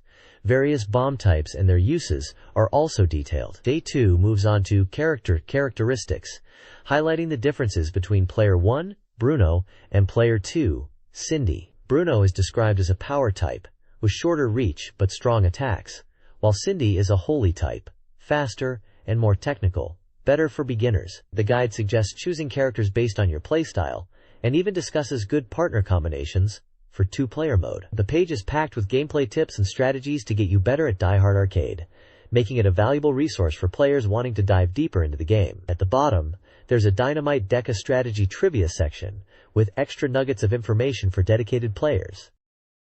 This page continues the Dynamite Deca training guide, focusing on system understanding and effective move utilization. It breaks down basic actions like movement, punch, kick, and jump, highlighting their uses in combat. It also delves into attack methods, discussing the merits and demerits of normal attacks, weapon attacks, and throw attacks, emphasizing choosing the right attack based on the situation. The guide then moves on to situation-based recovery attacks, explaining different recovery options when getting up after being knocked down, such as a quick pork attack, a rolling recovery to evade, and a jump recovery to reposition. Next, it introduces Strategy Writer's recommended fixed techniques, showcasing several special moves with button combinations like rotation fall and drop, upper, dash upper, and somersault kick, amongst others, encouraging players to master these techniques for advanced play. There's a section about movement scenes, explaining quick-time events where you need to press buttons at the right time, and another on recovery items, stating that getting these items is crucial and that normally you have 1 gauge, but if you get good at recovery items, you can have 2 gauges. Finally, there are tips for different combat scenarios, like conserving powerful attacks when facing few enemies, and escaping when surrounded by many. It wraps up with Dynamite Detective Strategy Tales, offering extra bits of info to enhance your gameplay experience. This page delves deeper into Dynamite Deca's combat system, focusing on advanced strategies like utilizing movement and weapon skills to their fullest. It starts by teaching you how to escape when surrounded, advising players to use spinning attacks and dash uppercuts to break free. Then it breaks down basic battle techniques and linkage, specifically highlighting the importance of the dash upper move. If your dash upper connects, you can follow up with more dash uppercuts for a combo, but if it's guarded, you need to be ready to quickly evade. The page then moves on to Weapon Performance Maximization, explaining that different weapons have different strengths and usage methods. It categorizes weapons into attack support types that cause stuns, close-range types good for combos, and projectile types with strong power and air attack potential. The guide details various moves with button inputs like the sliding kick, J plus landing K, running, throwing, grab then J plus K, backhand blow, left pointing arrow P, knee kick, right pointing arrow K meant to hit low, step back, left pointing arrow plus backward short, rising kick, down then right pointing arrow K when getting up, and push down, right pointing arrow P when grappling. Each move description includes tips on when and how to use them effectively in combat, rounding out a solid guide to mastering Dynamite Depushka's advanced fighting techniques. This page is showcasing Samurai Shodown Bushido Retsuden, an RPG in the Samurai Shodown series.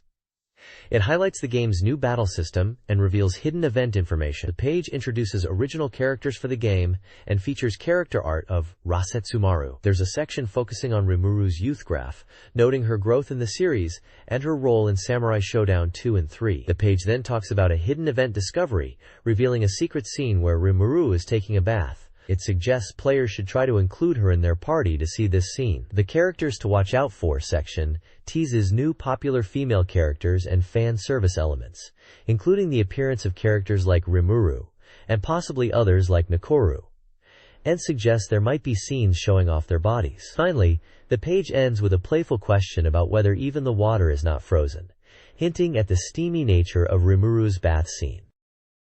Samurai Shodown Bushido Retsuden features an RPG-style battle system with 8 action icons: attack, special move, item, defend, retreat, scatter/taunt, reduce to weaken enemies, and formation change. The system is designed to be intuitive, even for new players, with screenshots detailing combat flow. Players choose from 6 characters and select a story before configuring special move controls, utilizing a dual command system.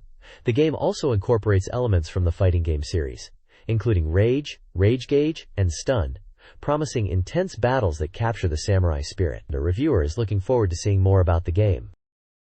Samurai Shodown Bushido Retsuden introduces a dual command system that merges fighting game and RPG mechanics. Players can execute special moves, supreme secret arts, via traditional button commands, or through a menu-based skill select input, mirroring RPG gameplay. This caters to both fighting game purists and RPG fans.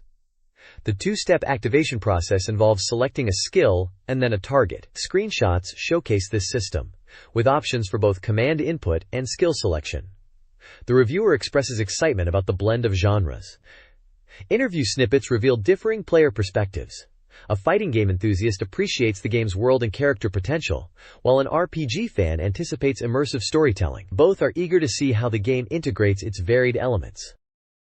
This page dives into Uncharted Waters 2: New Horizons, highlighting it as a grand simulation RPG set in the age of exploration. The game puts you in the shoes of one of 6 adventurers, each with their own goals, navigating the 16th century world. The page emphasizes 3 core aspects of gameplay. First, exploration and treasure hunting, where you'll discover hidden ruins and valuable artifacts scattered across the globe. It mentions the thrill of finding treasures and the possibility of selling them to collectors, but also warns about the dangers lurking within these discoveries. Next up is naval combat.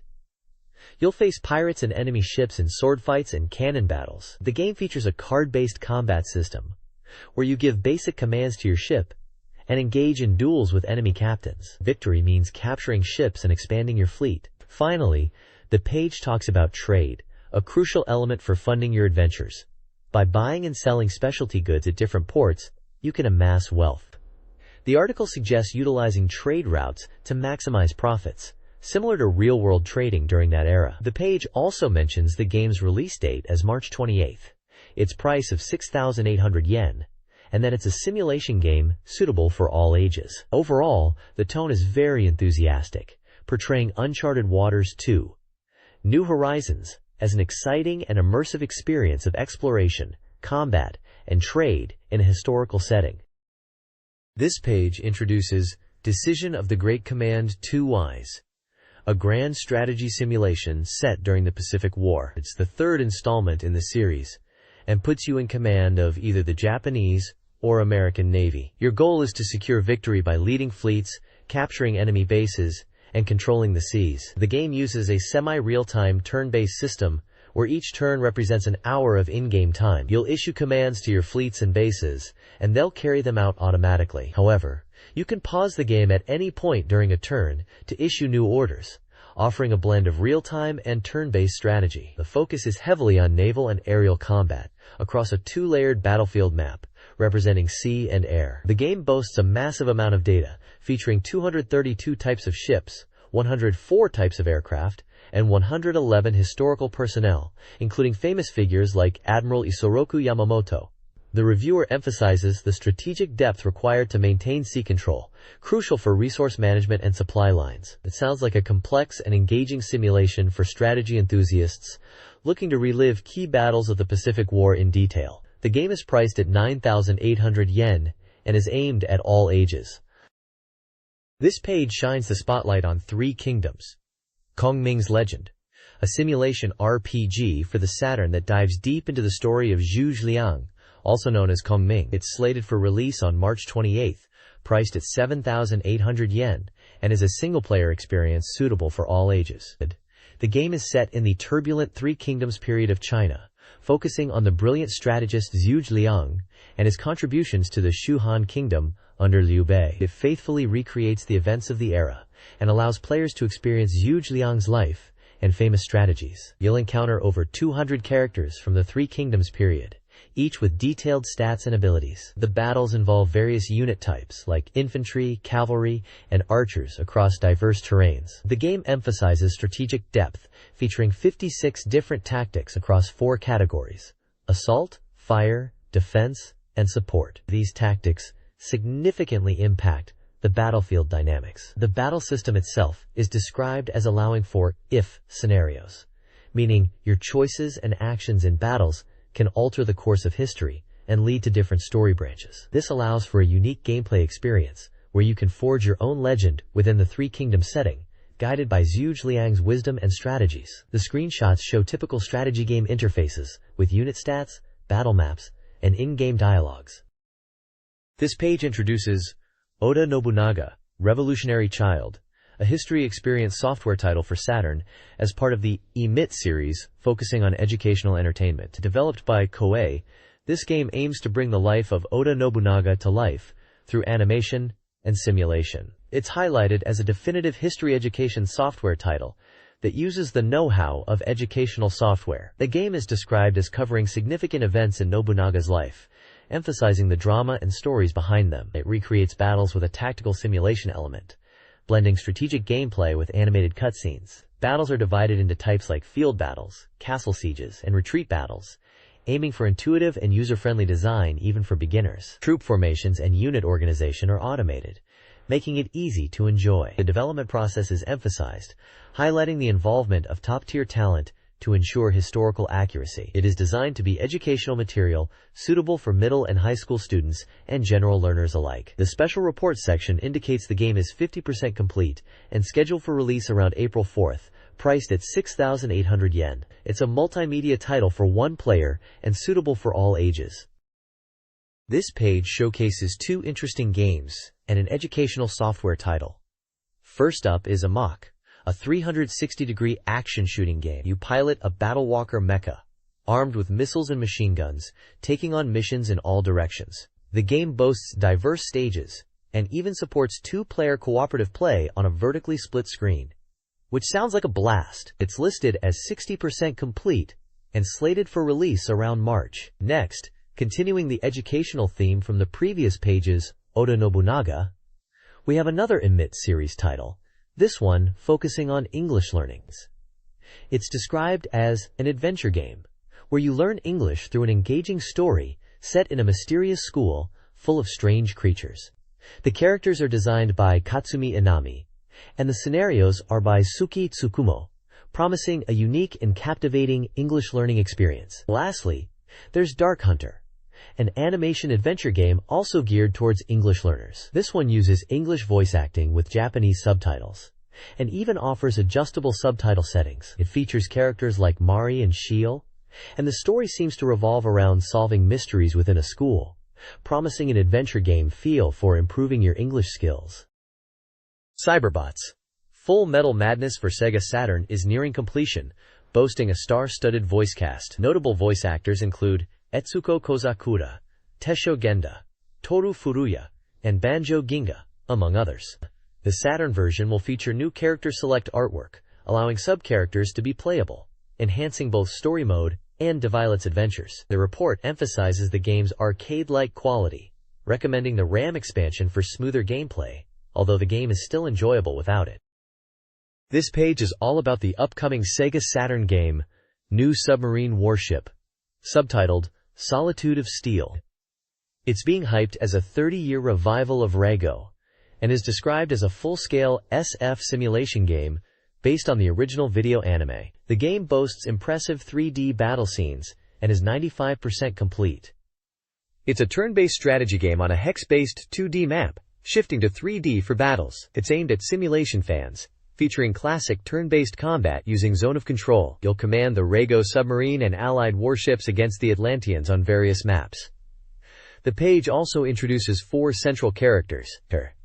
There's Takeshi Arisaka, voiced by Tomokazu Seki, Annette, voiced by Yuriko Iwamoto, Matetsu Arisaka, voiced by Sho Hayami, and Abtu, voiced by Kikuko Inoue.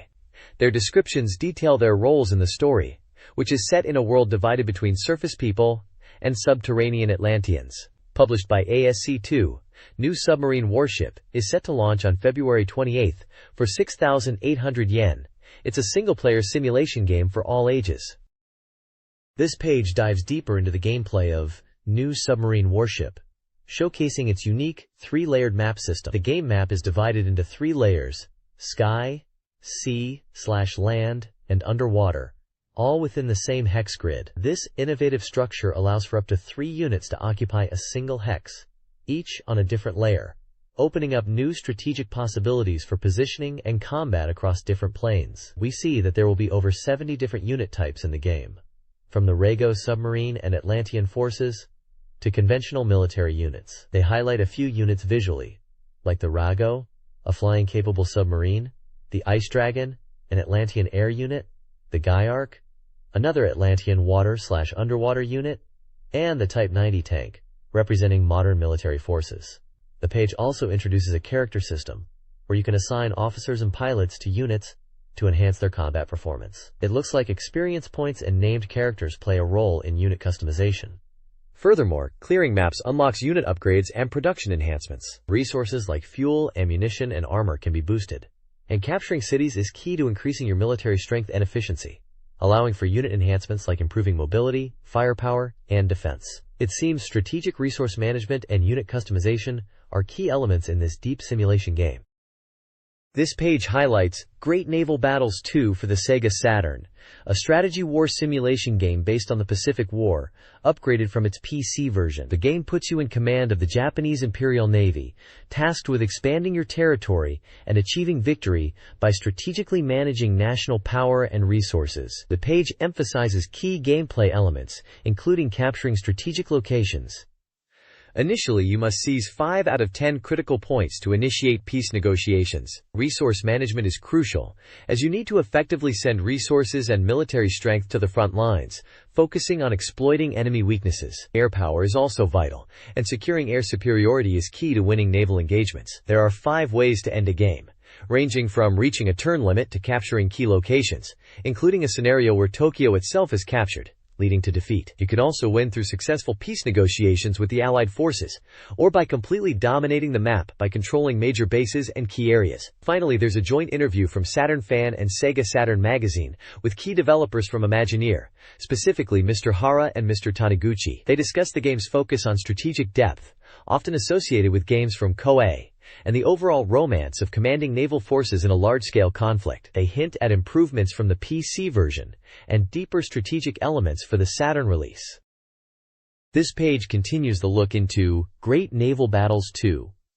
It emphasizes 4 key checkpoints that make this strategy game stand out. Firstly, it boasts a scenario deeply rooted in historical accuracy, allowing players to experience the Pacific War from various perspectives and explore different historical possibilities. Secondly, the game features a high-precision AI, capable of handling large-scale battles, even simulating conflicts with 100 vs 100 units simultaneously. The outcomes of battles are dynamically influenced by factors like weather and terrain, promising a deep strategic layer. Thirdly, the game is packed with over 100 centigrams movies and 30 real-life footage movies, all displayed in a near full-screen format, creating a powerful and immersive experience. During gameplay, commands are accompanied by voice messages and scenario narration, enhancing the atmosphere of the battlefield.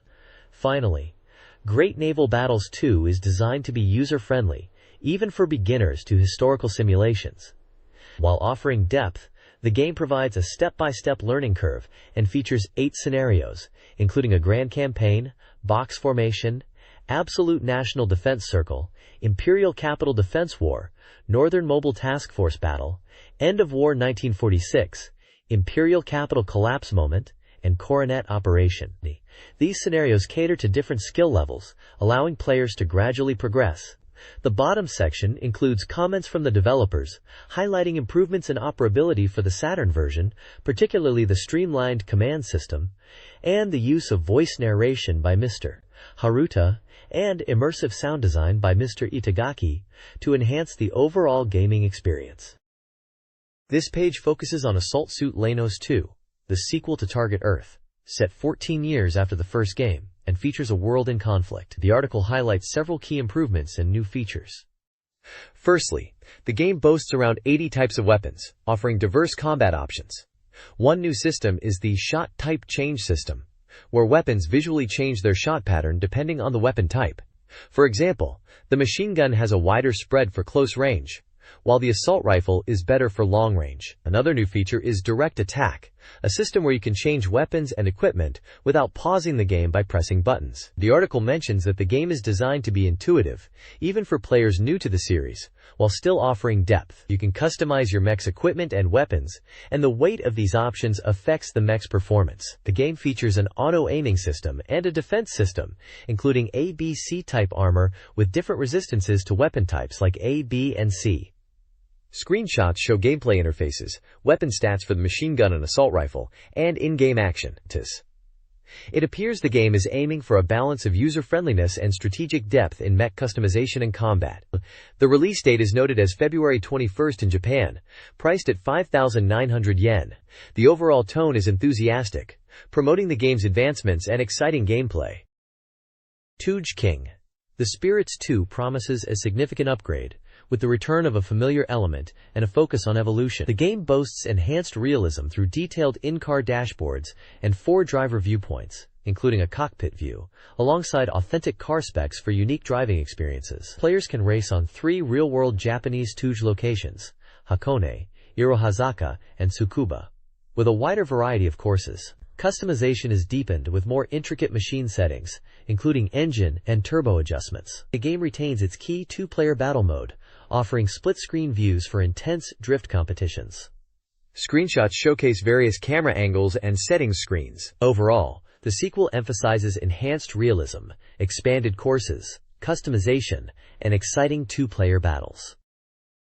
This page is all about the action puzzle game, Gusun Oyoyo, presented as a sequel to a previously popular arcade title. It highlights the game as a fun and engaging puzzle experience where you guide the character Gusun through stages by manipulating blocks and avoiding water hazards. The page introduces 2 characters, Gusun and Oyoyo, depicted as friends embarking on this adventure. The core gameplay revolves around strategically moving blocks to create paths for Gusun to reach the goal. It seems the game involves puzzle solving under pressure as the water level rises. Several gameplay mechanics are explained, such as approaching blocks to move them, using bombs to clear blocks, and riding on something that falls from above, likely platforms or special blocks. The page also details various game modes that have been added. There's a Tizen mode focused on versus play, a Tsume mode which seems to be puzzle solving oriented for 1 player, an Onobori mode which could be a climbing or endless mode, and a Dante mode that seems to be a stage certification or ranking mode. This mode awards grades based on performance and clearing. Stage 8 is presented as a goal. The game supports 1 or 2 players.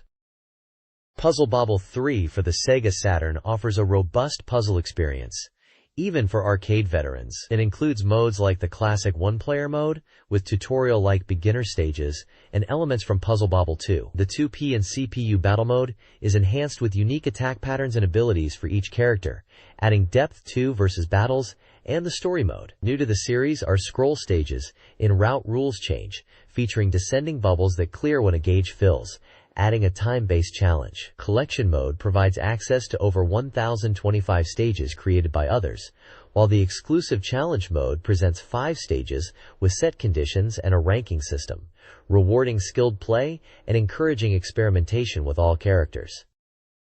This page showcases the latest and upcoming SEGA Saturn titles. Under New Release Title, there's a list of games that have just been released, including titles like Chojiku Yusai Macross Oboete Imasuka. Likely Macross. Do you remember love? Ginga Ojo-sama Densetsu Yuna 3 Lightning Angel. Maybe Galaxy Fraulein Yuna 3. Standby Seiyu. The Convenience Store Anomachi Vodokusen Seiyo. Impact Racing. Free Talk Studio Marinoki Mama na Oshaberi. Sega Ages. Memorial Selection Volume 1. Farland Story Hakai no Madu. Magical Hoppers. Shutoko Battle 97. New Theme Park, Kari. Fantasy Star Step, and Graduation Crossworld. Coming Soon Soft lists upcoming titles, including Kido Senshi Gundam Gaiden 2-1, Seisan Kenfu Senshi, likely Mobile Suit Gundam Side Story 2-1, The Blue Destiny, Kisatsukan Kukaku Rensa, Dyna Aeron, Advanced World War Millennial Empire no Kubusen, Fighting Illusion K1 Grand Prix, The Third, Cleopatra Fortune, and Kido Senshi Gundam Zenpenzi no Dushin, likely Mobile Suit Zeta Gundam Part 1. The page also features artwork of anime-style characters, seemingly related to some of the games listed, depicting a blonde male character giving a thumbs up, a red-haired female character holding a document, and a blue-haired male character holding a helmet. It looks like a preview of the newest games out and coming soon for Saturn fans. This page features more details on some of the new and upcoming SEGA Saturn titles mentioned previously. First up is Macross. Do you remember Love? A side-scrolling shooting game developed by Bandai Visual and Sega together. The reviewer seems excited about it, noting that it's aimed at both game and anime fans, and is sure to be a quality product. They mention the graphics of the Valkyrie, including optional super parts, and a lock-on system. There's talk about original enemy characters appearing in the game, and the face window feature, allowing for expressive character portraits during dialogue. Screenshots show in-game action and character portraits of Lin Minmei, Hikaru Ichijo, and Misa Hayase. Next is Explosive Hunter R, an adventure RPG and a Saturn original story based on the anime and comics. Players take on the role of Charlotte to control the magic of the world and search for the Platinum Stone. The reviewer highlights the original scenario, fully voiced characters, and new anime movie scenes included in the game, and screenshots showcase gameplay and character art. Finally, there's Galaxy Fraulein Yuna, 3 Lightning Angel, a tactical adventure game, and the newest in the series. This one's described as a remix version, and will let you play as Yuna 3 and her companions, who are now allies. New enemies and battles are promised, along with new character designs. The reviewer mentions new battlesuits and chibi characters on the map screen, with screenshots displaying character artwork and map gameplay. This page details a few more upcoming SEGA Saturn releases. First up is Stand By Say You, a voice-acting simulation game where you play as a newly appointed sound director. It's described as a simulation adventure and features anime cutscenes. You'll be directing voice actors, giving precise instructions, and aiming for the best performances, with branching storylines depending on your choices. Next is Impact Racing, a racing game focused on speed and exhilarating shooting action. It features 6 cars equipped with lasers and missiles, and you can collect power-ups by destroying rivals. The goal is to reach the finish line while blasting through opponents. Then there's the Convenience Store, a simulation game where you manage a convenience store chain, aiming to become the #1 store in the region. You'll hire staff, increase sales, expand your store network, and aim to attract 100,000 customers. The game emphasizes store location and employee management as key factors to success. Finally, Free Talk Studio, Mari's Carefree Chat, is a DJ simulation game where you become a DJ and host a radio show. You'll be in charge of a weekly show for a month, selecting guests and topics, and aiming to create a popular program. If successful, you can even invite big-name guests in the later weeks. The SEGA Saturn is getting a new batch of titles.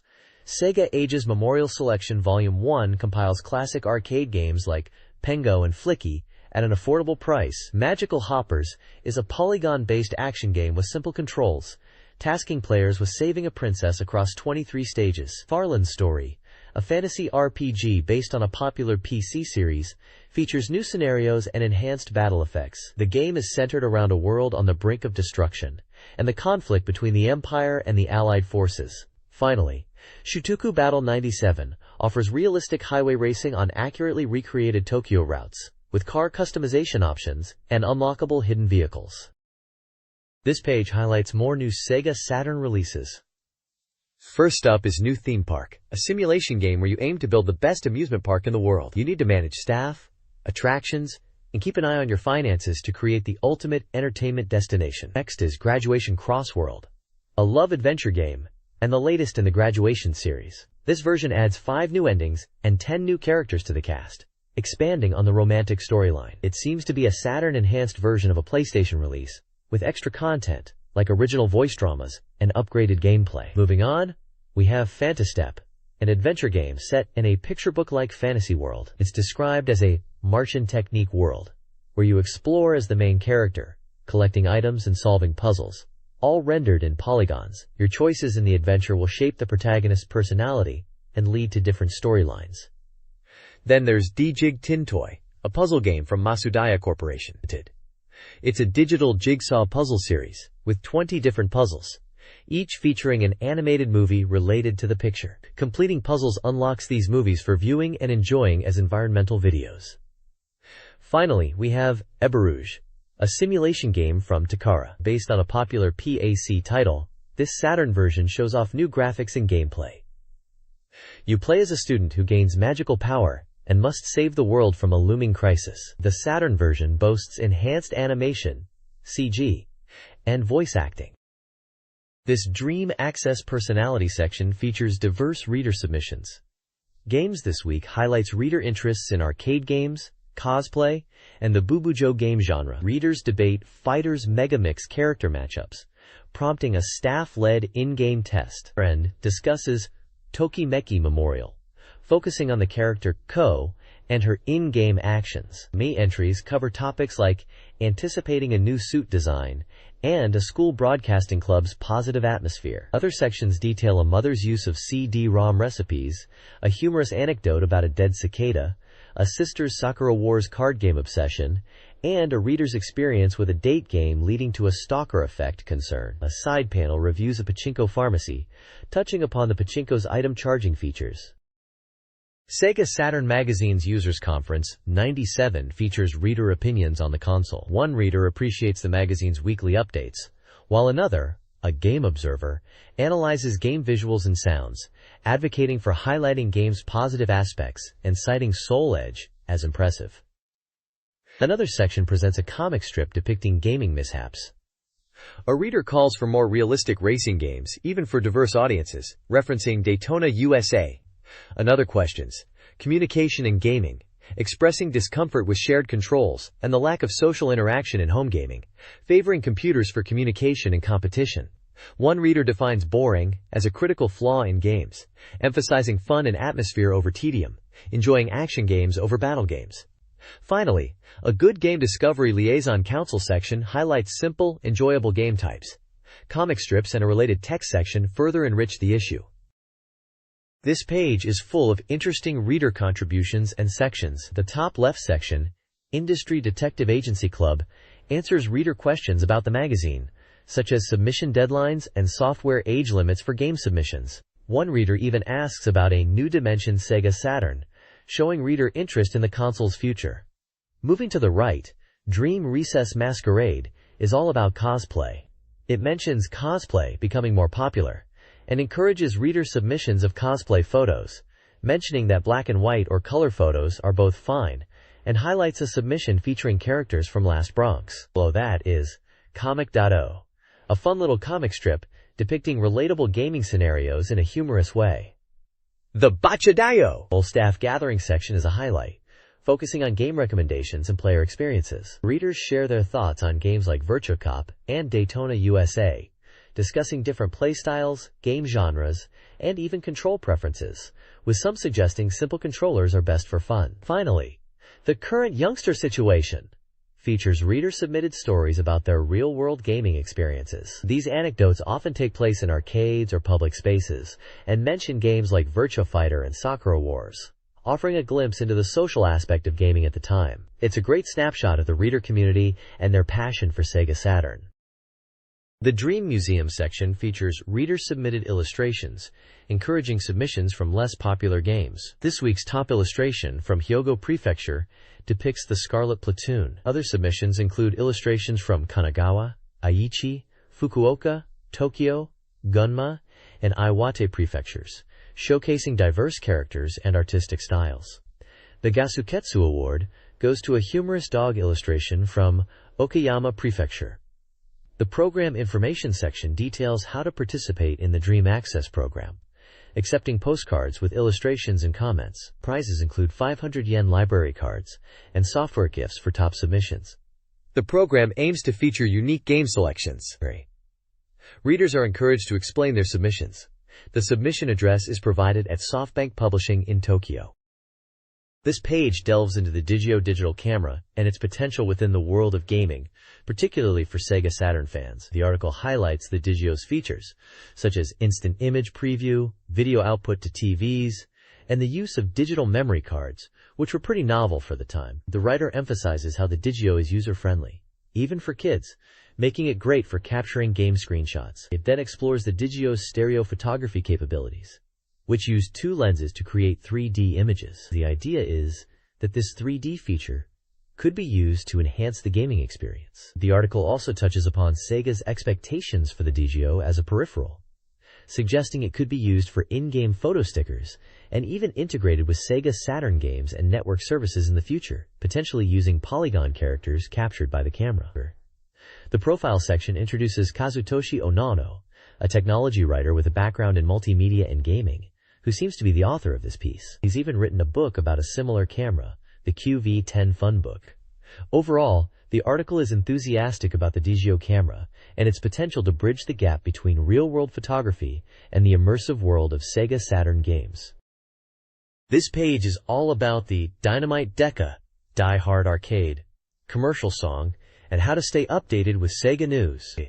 It starts with the question, do you already know about the Dynamite Deca song, explaining that Sega has created a catchy and comical commercial for the game, featuring the memorable phrase, Deca, Deca, Deca, Deca. The commercial aims to capture the game's essence of using anything you can find as a weapon in a lighthearted way, reminiscent of classic hero movies from the 40s and 50s. Screenshots showcase the in-game action and humorous dialogue. Moving on, the page details how to get the latest Sega scoop, introducing services like the Sega Joy telephone, which offers recorded messages about game info when you call. Then there's the Sega Fax Club, providing detailed game information via fax, with updates every month and a vast amount of content available. For visual updates, they highlight the Sega Video Magazine, promotional videos available at stores selling Sega Saturn consoles, and finally, Flash Sega Saturn. It also mentions that Sega PC Connect is a popular way to get Sega information online.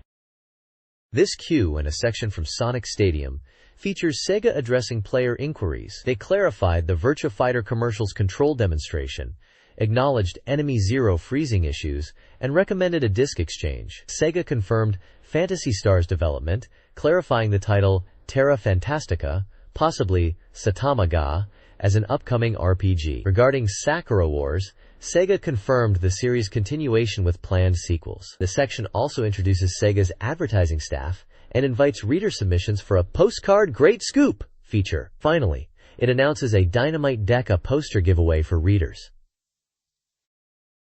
This page is an advertisement for the Yoyogi Animation Academy, promoting its newly established courses for aspiring game creators. They offer courses in game design, game sound direction, game character animation, and CG animation for games. It emphasizes a high employment rate for graduates, boasting 98.62%.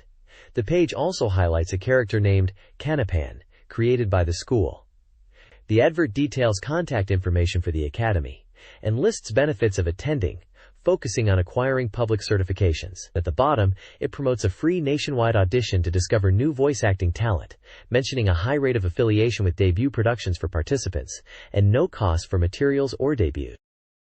This page is a mail-order advertisement from a store called Santa, and it's packed with Sega Saturn games and accessories. They're pushing both new and standard Saturn titles, along with a selection of Mega Drive, Mega CD, and even Game Gear games and peripherals. Looking at the Saturn new releases, you can find titles like Dynamite Deca, which we know as Die Hard Arcade, and lots of popular games are listed like Virtua Fighter 2 and Guardian Heroes. They've got a good range of genres covered, from action to RPGs. Moving into the standard Saturn software, it's a massive list, including classics like Sonic SAR, Virtua Cop 2, and Deep Fear. It's a real treasure trove for Saturn fans looking to expand their collection. They aren't just focusing on Saturn though.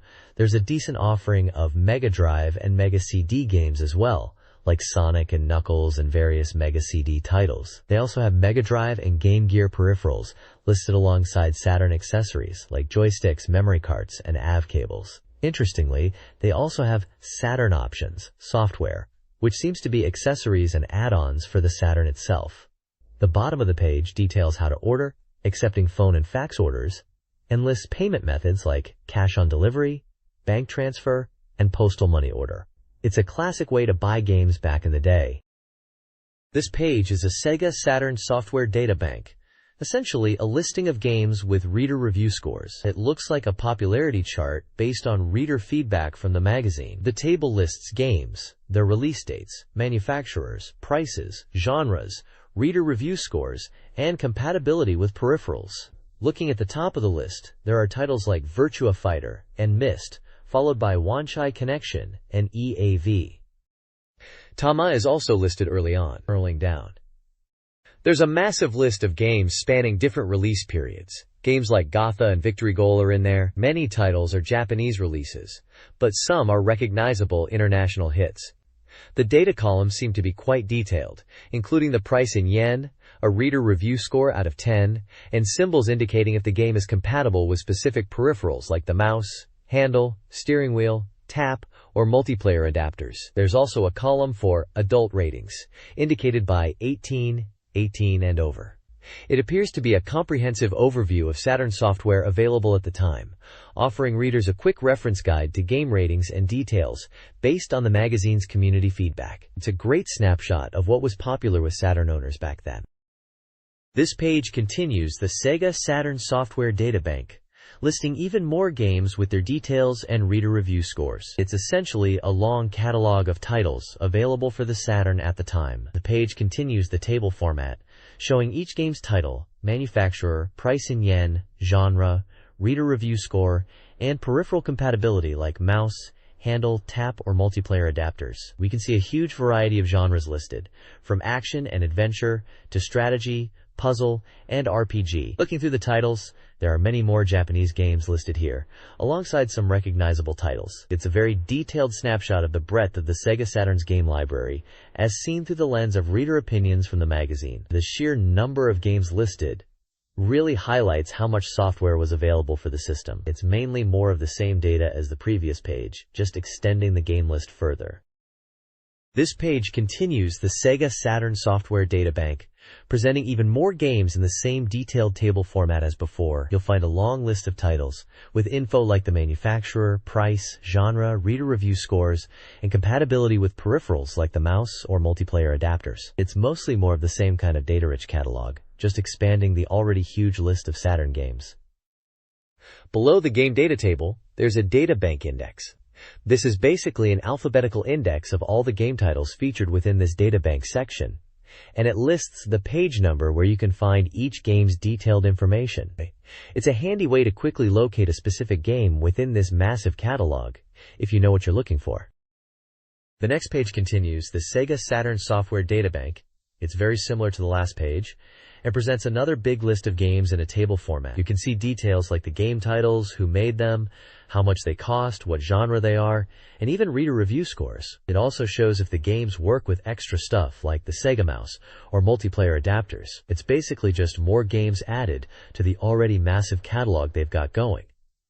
Below this huge table of game info, they've added a databank index. This is just an alphabetical list of all the games in this databank section, and it tells you which page number to look at to find the full details for each game. So if you know the name of a Saturn game you're after, you can quickly look it up in the index and find it in the bigger list.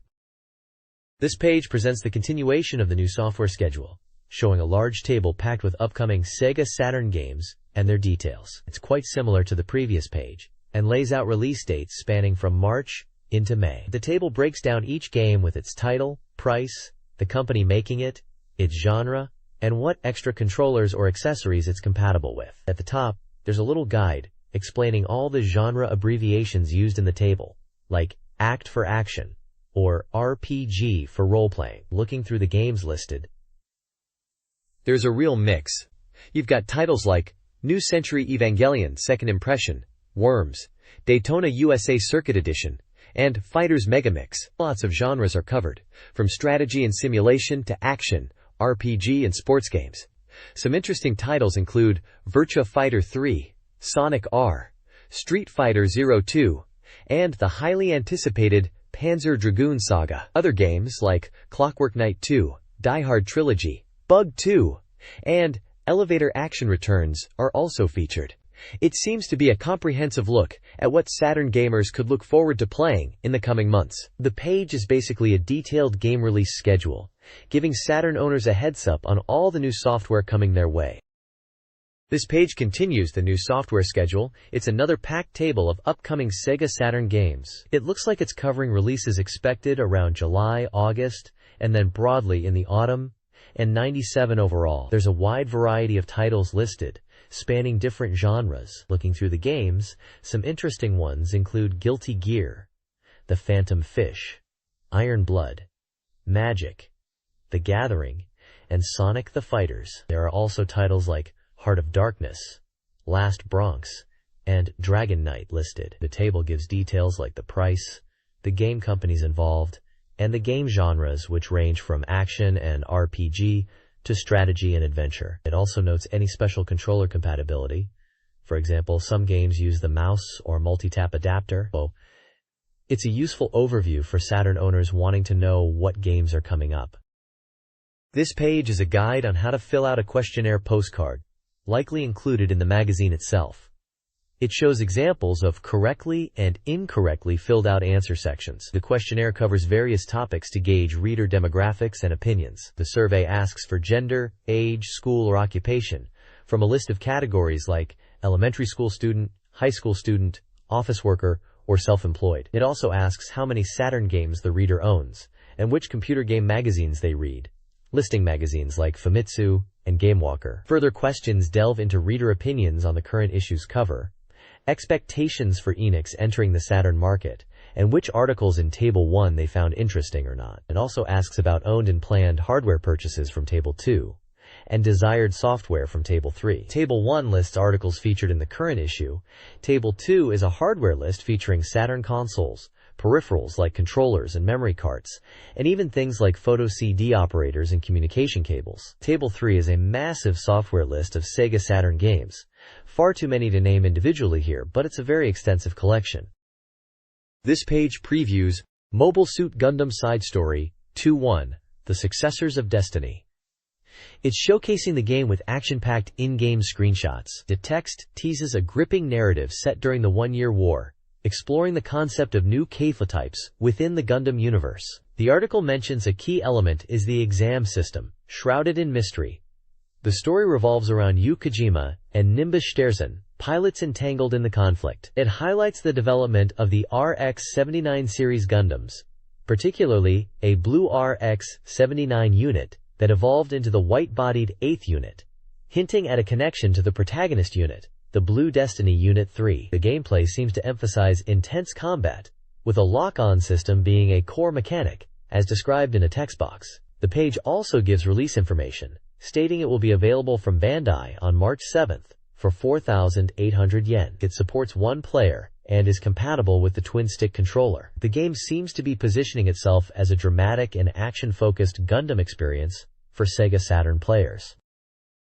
This page continues the preview of Mobile Suit Gundam Side Story, The Blue Destiny, focusing on Mission 31, titled Exam Retrieval Operation. It details the mission objective: to pursue and either capture or destroy Gundam Unit 2 before it's launched into space. The article elaborates on the story, mentioning the exam system and the pursuit of Nimbus Sterzen. It highlights that the player, seemingly piloting Blue Destiny Unit 1, is tasked with this urgent mission as part of a squad. The text emphasizes intense combat scenarios and the strategic decisions players will face during this mission. A new system is introduced called Crash Cancel, also known as Dash Cancel. This new mechanic allows for quicker cancels out of dashes by pressing the Z button, enabling more fluid movement and combat strategies. It's described as an evolution of the gameplay mechanics from the previous game, making combat more dynamic and skillful, requiring players to master timing and technique. The screenshots showcase in-game action and the cockpit view perspective,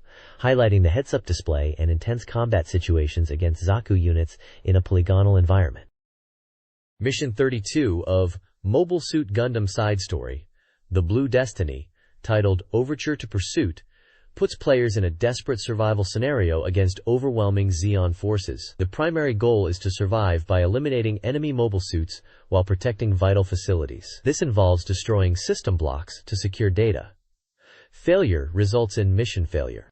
A situation pattern section within the mission features combat within Philip Samana's base. Players must carefully identify enemies to avoid friendly fire, including facing Philip Samana himself in Azaku. The mission continues the chase for Gundam Unit 2, leading to a derelict colony and the exam research facility. The screenshots preview intense combat in snowy and indoor environments, promising a climactic narrative conclusion.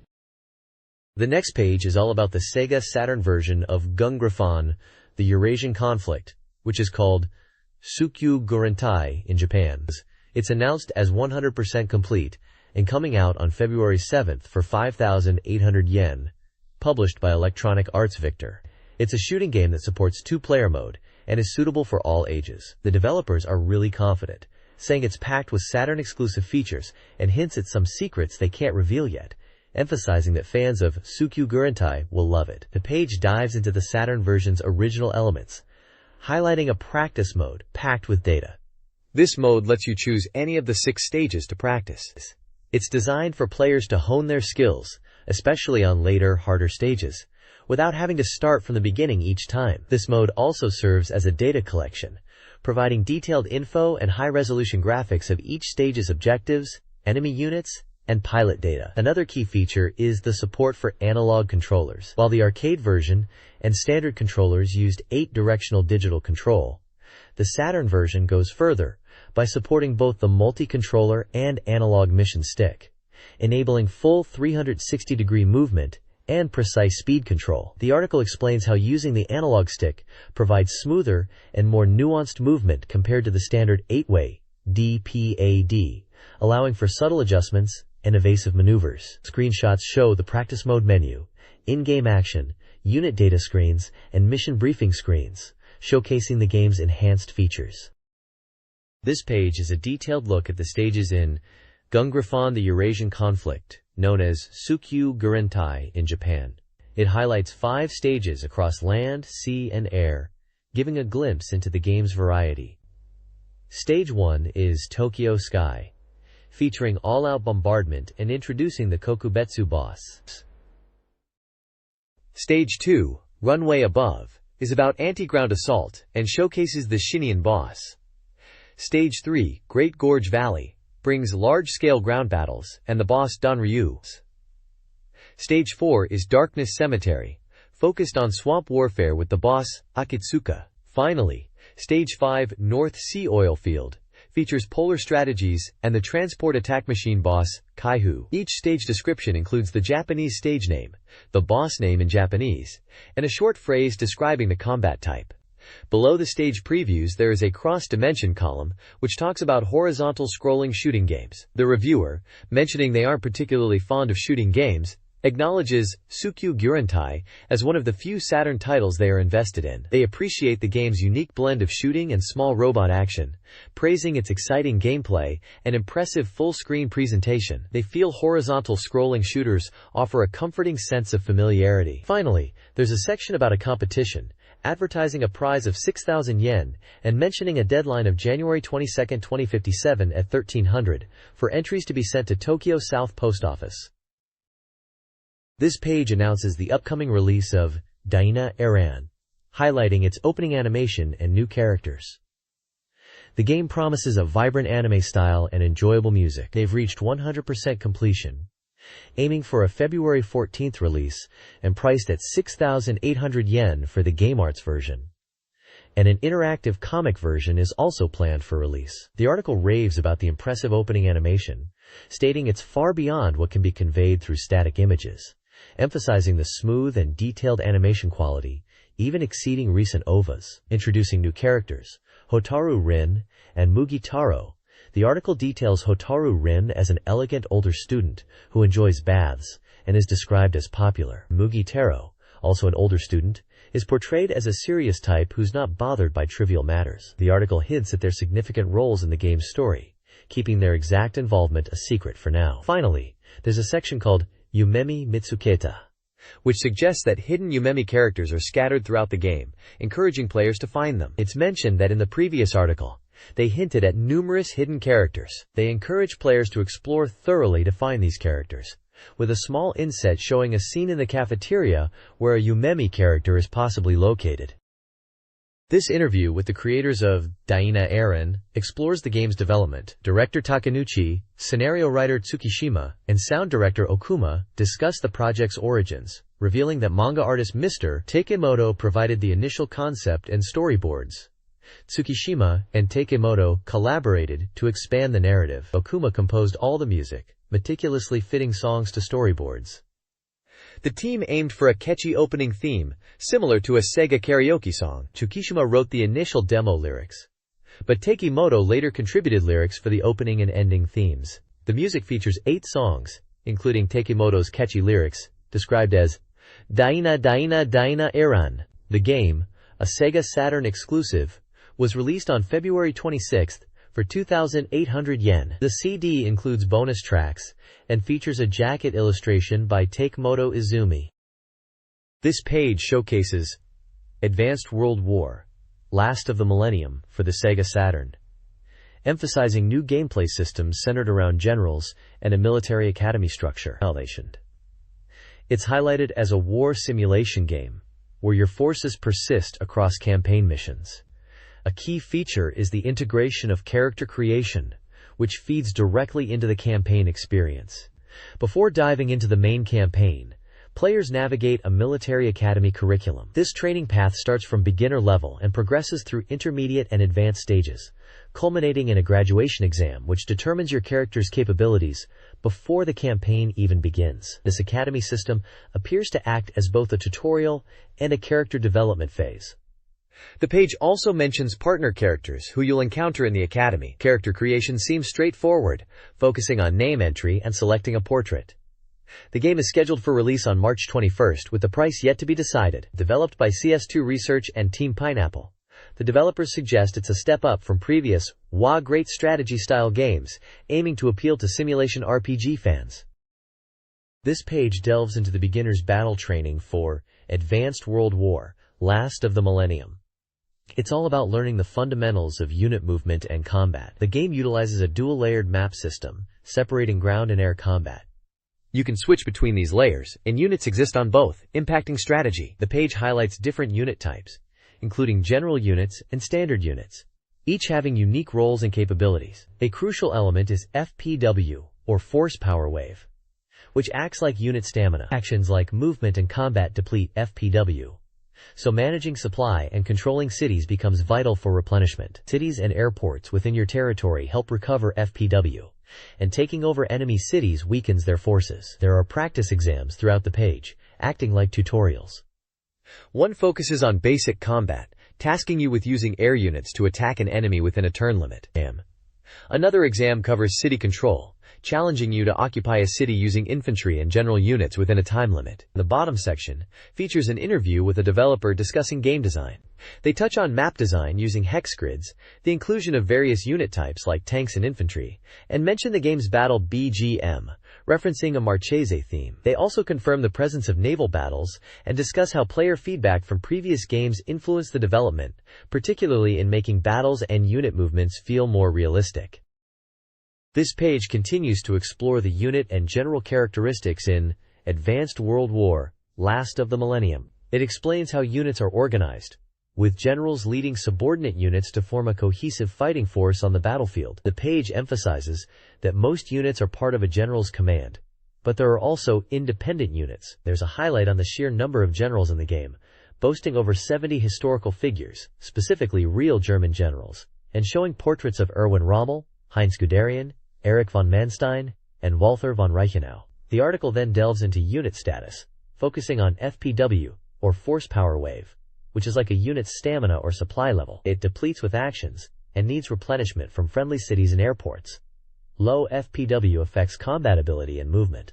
Another key stat is number of planes, or unit strength, representing the number of soldiers or equipment within a unit. Normally units have a strength limit of 5, and reaching 0 means the unit is destroyed. Finally, the page excitedly mentions the polygonal soldiers and unit animations in the game, suggesting improved visuals and movement compared to previous titles in the series.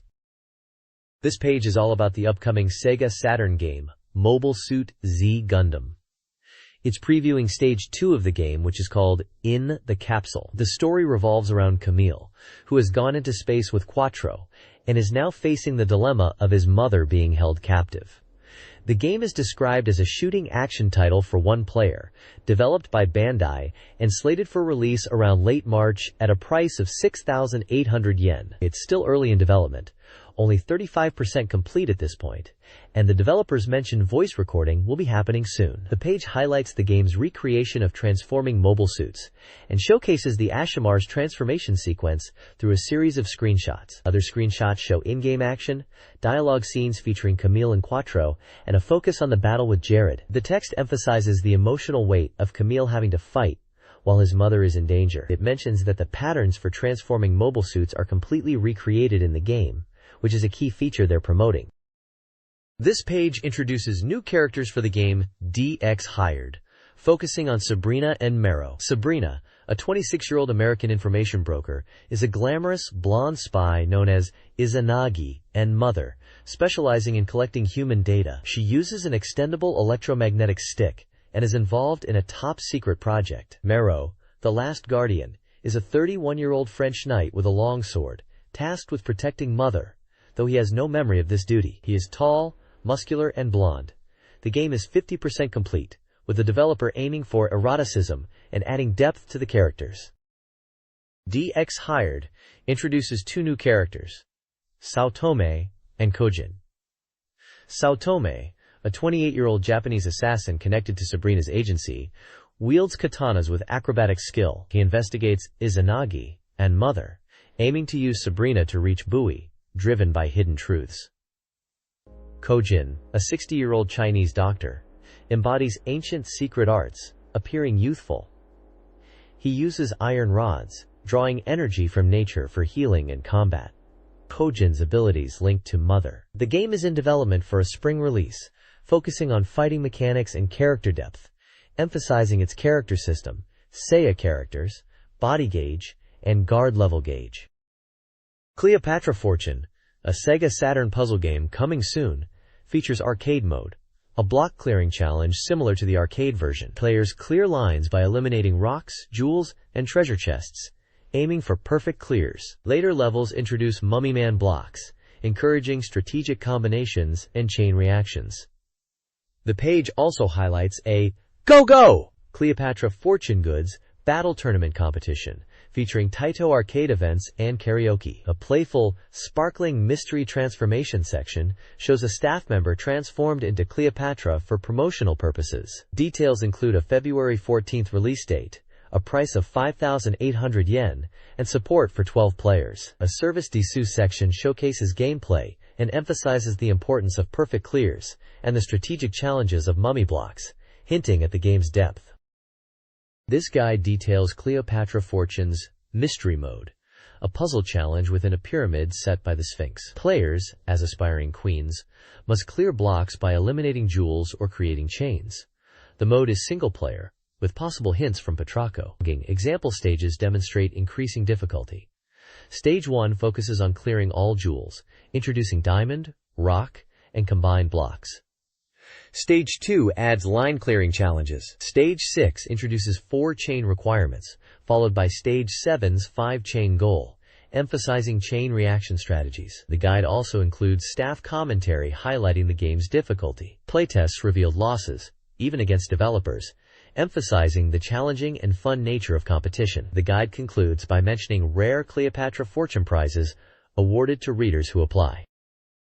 Fighting Illusion ESC-1 Grand Prix for the SEGA Saturn is a 3D fighting game aiming for realism, set within the ESC-1 world. Players can choose from real ESC-1 fighters like Teddy Hug and Peter Essertz, battling in authentic arenas using Take-1 rules. The game offers 6 modes, including single-player, versus, tournament, and team battle. The reviewer praises the motion capture, emphasizing realistic fighter movements and accessible controls with devastating combo moves. The game promises depth and replayability, featuring iconic venues like Tokyo Dome. Additionally, the game boasts an opening movie with real footage and the theme song Season by Hound Dog, aiming for a complete Take-1 experience.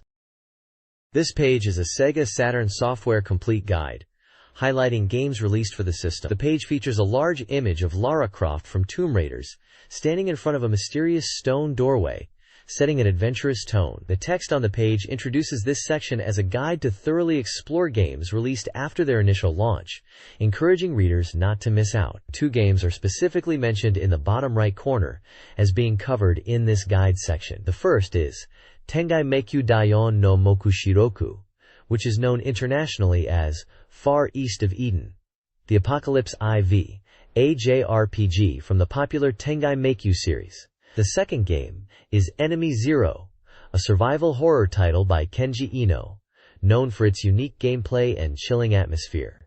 It seems this guide section will delve into these 2 Saturn titles. This page continues the SEGA Saturn Software Complete Guide, now focusing on Far East of Eden, the Apocalypse IV. It's diving into the Montana chapter of the game, providing a walkthrough to help players navigate this section. The guide introduces the Montana arc as starting with a boat journey to Montana, where the samurai Jingang will become a key character. It then breaks down the Montana storyline into 4 key steps. First, in Chatal Village, players will encounter Candy and her aggressive dog. Next, the guide directs players to Yellowstone to find a character named Datane, suggesting using an item called Eagle Wing, obtained from the village chief, to reach Yellowstone. Thirdly, it points to Portland, where Jingang becomes a companion after purchasing cat ears at the Asimoto shop. Finally, after the Candy Dome event, the guide leads to Devil Tower. There's a helpful hot spring check section detailing the effects of different hot springs in the game, including restoring health, TP, or both.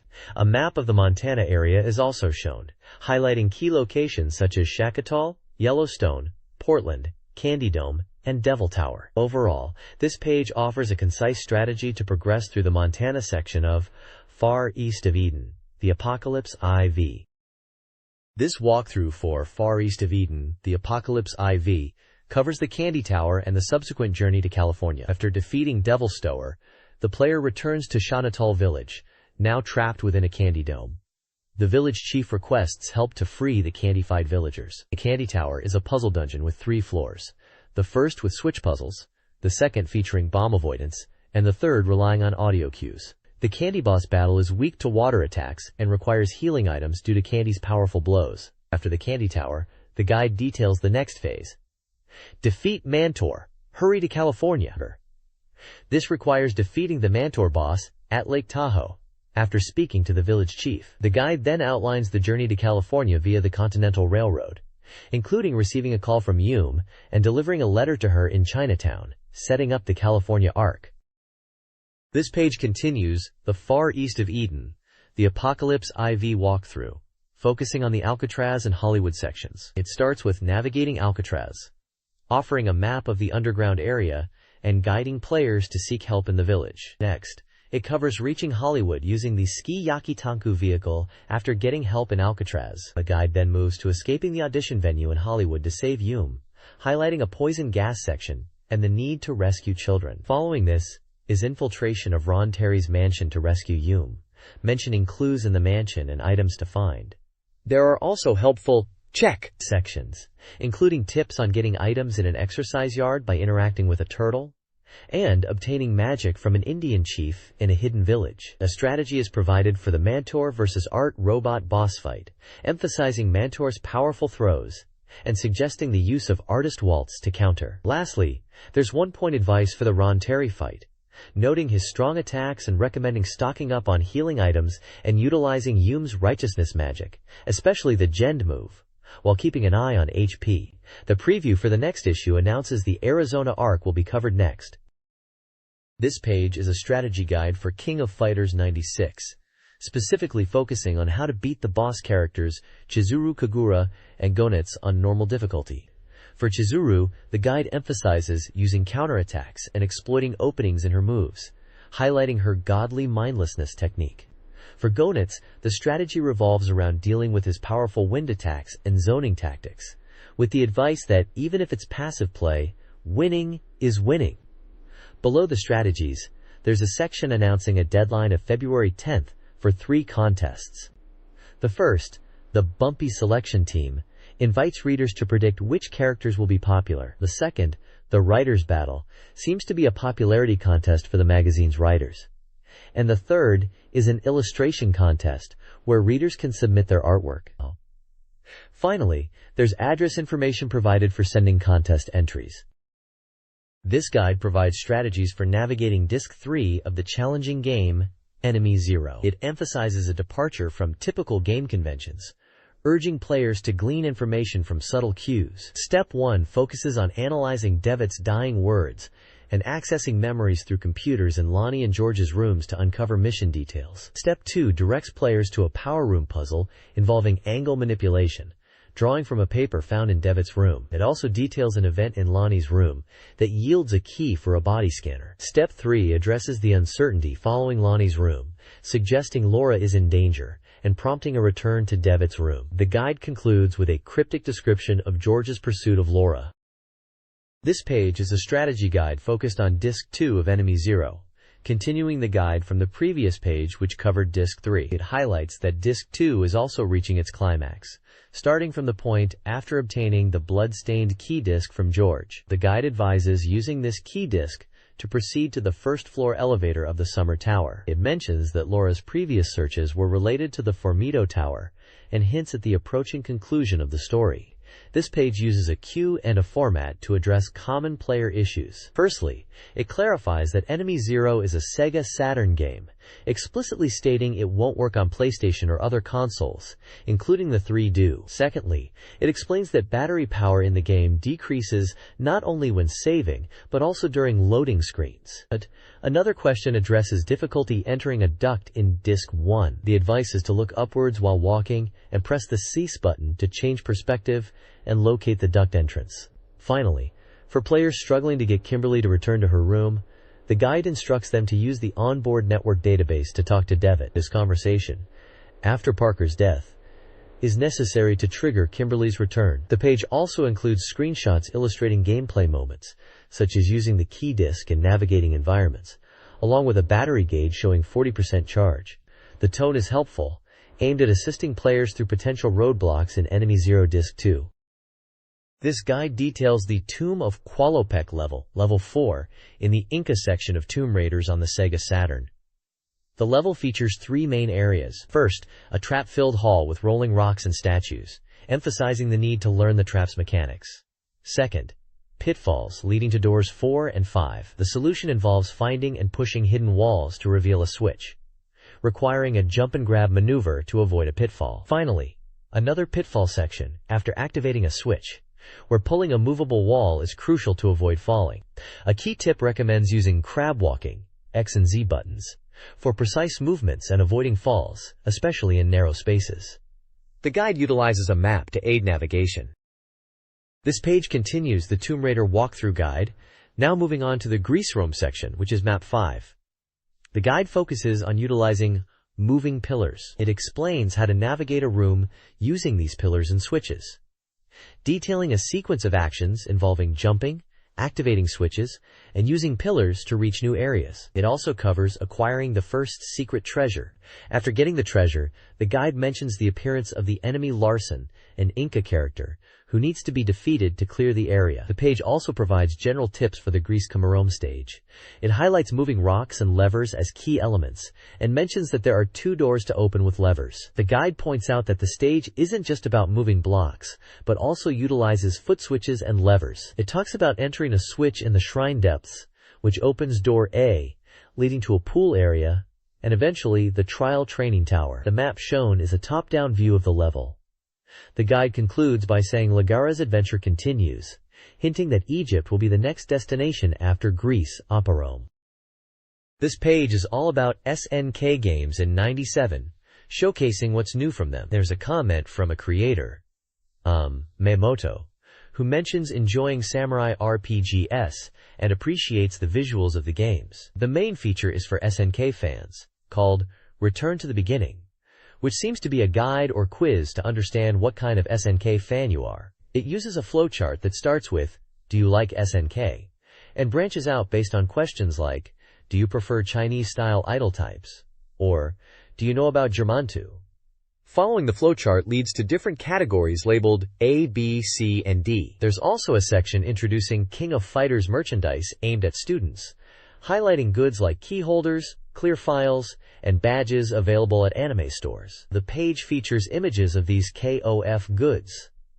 Scattered around are introductions of various SNK characters with short descriptions. Finally, there's a little section promoting samurai spirits, mentioning new characters in the Heaven's Punishment edition are popular, and that samurai RPGs are eagerly awaited. It ends with an address for fan mail and copyright info from 1996. On January 18th, the Kudan Kaikan Hall hosted a public recording for the Tengai Makyo Unfettered Paradise restaurant radio drama, drawing a large crowd. Voice actors Hiroi Oji, Sakurai Tomo, Yamaguchi Kappei, and Ai Orikasa participated, with the event featuring discussions and a heavenly song show. Interviews revealed their excitement. Hiroi enjoyed fan reactions, Sakurai appreciated the audience's encouragement, Yamaguchi loved public recordings, and Orikasa enjoyed her role. The event, detailed in the report, event after the showdown at the Pleasure Hall. Direct hit on the performers! Pooh! Highlighted the actors' thoughts on the series, the recording process, and their roles. Hiroi focused on character portrayal, Sakurai noted the audience's attentiveness, Yamaguchi enjoyed the direct feedback, and Orikasa appreciated performing as her character. The page concludes with a promotion for the Tengai Makyo radio drama, airing Fridays at 9 p.m. on Bunkahoso, encouraging listener participation. This page announces a new big project starting from GW4 called Goldfish Princess Sherbet, an RPG being created with users. It's described as an original RPG for GW, different from previous RPGs, and offering a unique appeal. The game's concept and main characters will be revealed in the March release of GW4. The reviewer, Namo25, mentions that it's an RPG for 32-bit machines, and praises the user participation aspect, hoping good ideas will be reflected in the final product. The worldview is described as Alice in Wonderland, plus home appliances, suggesting a whimsical and unusual setting. The illustrations show a cartoon girl and a cat-like character, and a refrigerator full of potions, supporting the Alice in Wonderland theme with a modern twist. It seems they are asking for user input and ideas for the game. There's also a note mentioning that this page is only one page for now but will expand in future issues. This page is from SEGA AM1 Research and is the first official corner of its kind, focusing on SEGA Ski Super Gig. The article, titled Standard Course Point Check, provides helpful tips for navigating the standard course in the game, especially for beginners. It breaks down the course into 6 key points, each with a screenshot and advice. The first tip emphasizes aiming for the red flags.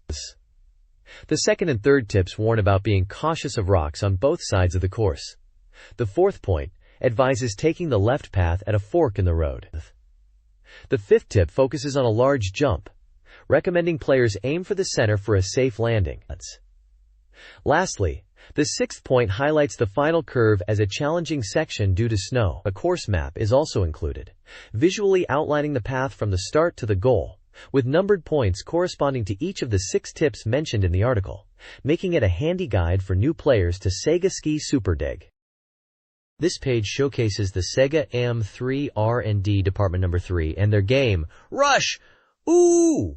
Which is getting a title renewal and power-up. It seems like this is a corner for reader interaction, and this time they are featuring fan submissions for the game Last Bronx. The page highlights unpublished postcards, 30 points in one go, presenting a collection of fan-drawn postcards that were sent in. The editorial team is happy to receive so many submissions, and apologizes for not being able to publish them all previously. They are showing 30 chosen postcards this time, and Beato from AM3 Research is also checking them out. There's a From Beato to Last Bronx Fan Appreciation Message section.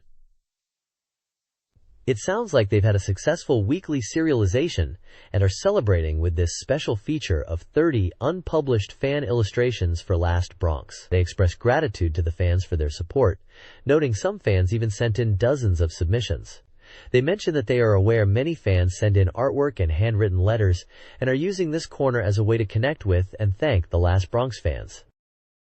This page continues the Last Bronx illustration corner, showcasing more fan submissions. It highlights Beato's favorites, showing off a selection of fan art, and giving brief comments on each. There's also a call for even more fan illustrations for Last Bronx, announcing an illustration grand prize recruitment. Several individual fan submissions are spotlighted with the fan's pen name and their artwork. The page mentions they are now weekly serialized, celebrating this and expressing gratitude to fans for sending in postcards and illustrations. They also tease an exciting announcement for the next issue. AM3.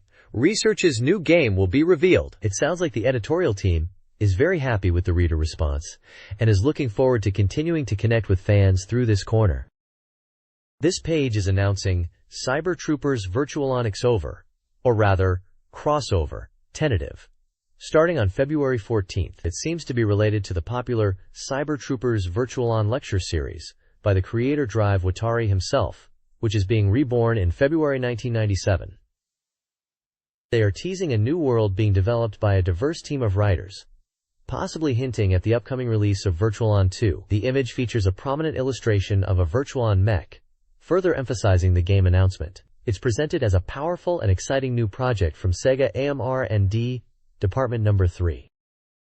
This page announces the release of the Believe image song CD for Virtual-On, scheduled for February 5th. It's sung by Chiho Higuchi and includes Believe and Magical Wonderland. There's also information about other Virtual-On seeds already on sale, like the official sound data and the Cyber Troopers Virtual-On Rhapsody CD. Further down, there's an interview with Dr. Watari, who talks about 97 being a year of new developments for Virtual-On. He mentions Fayen's single CD and the Cybernet Rhapsody theme. He also touches upon the Virtual-On second CD Cybernet Love Song and Virtual-On X-Over, suggesting they're exploring different avenues for the series. Dr. Watari expresses his desire to deepen the Virtual-On world and provide fans with more content, hinting at various reports and new developments in the works, wanting to keep things exciting and unpredictable for the fans and staff alike. This page is the AM2 Research Express Weekly Corner, straight from SEGA AM2.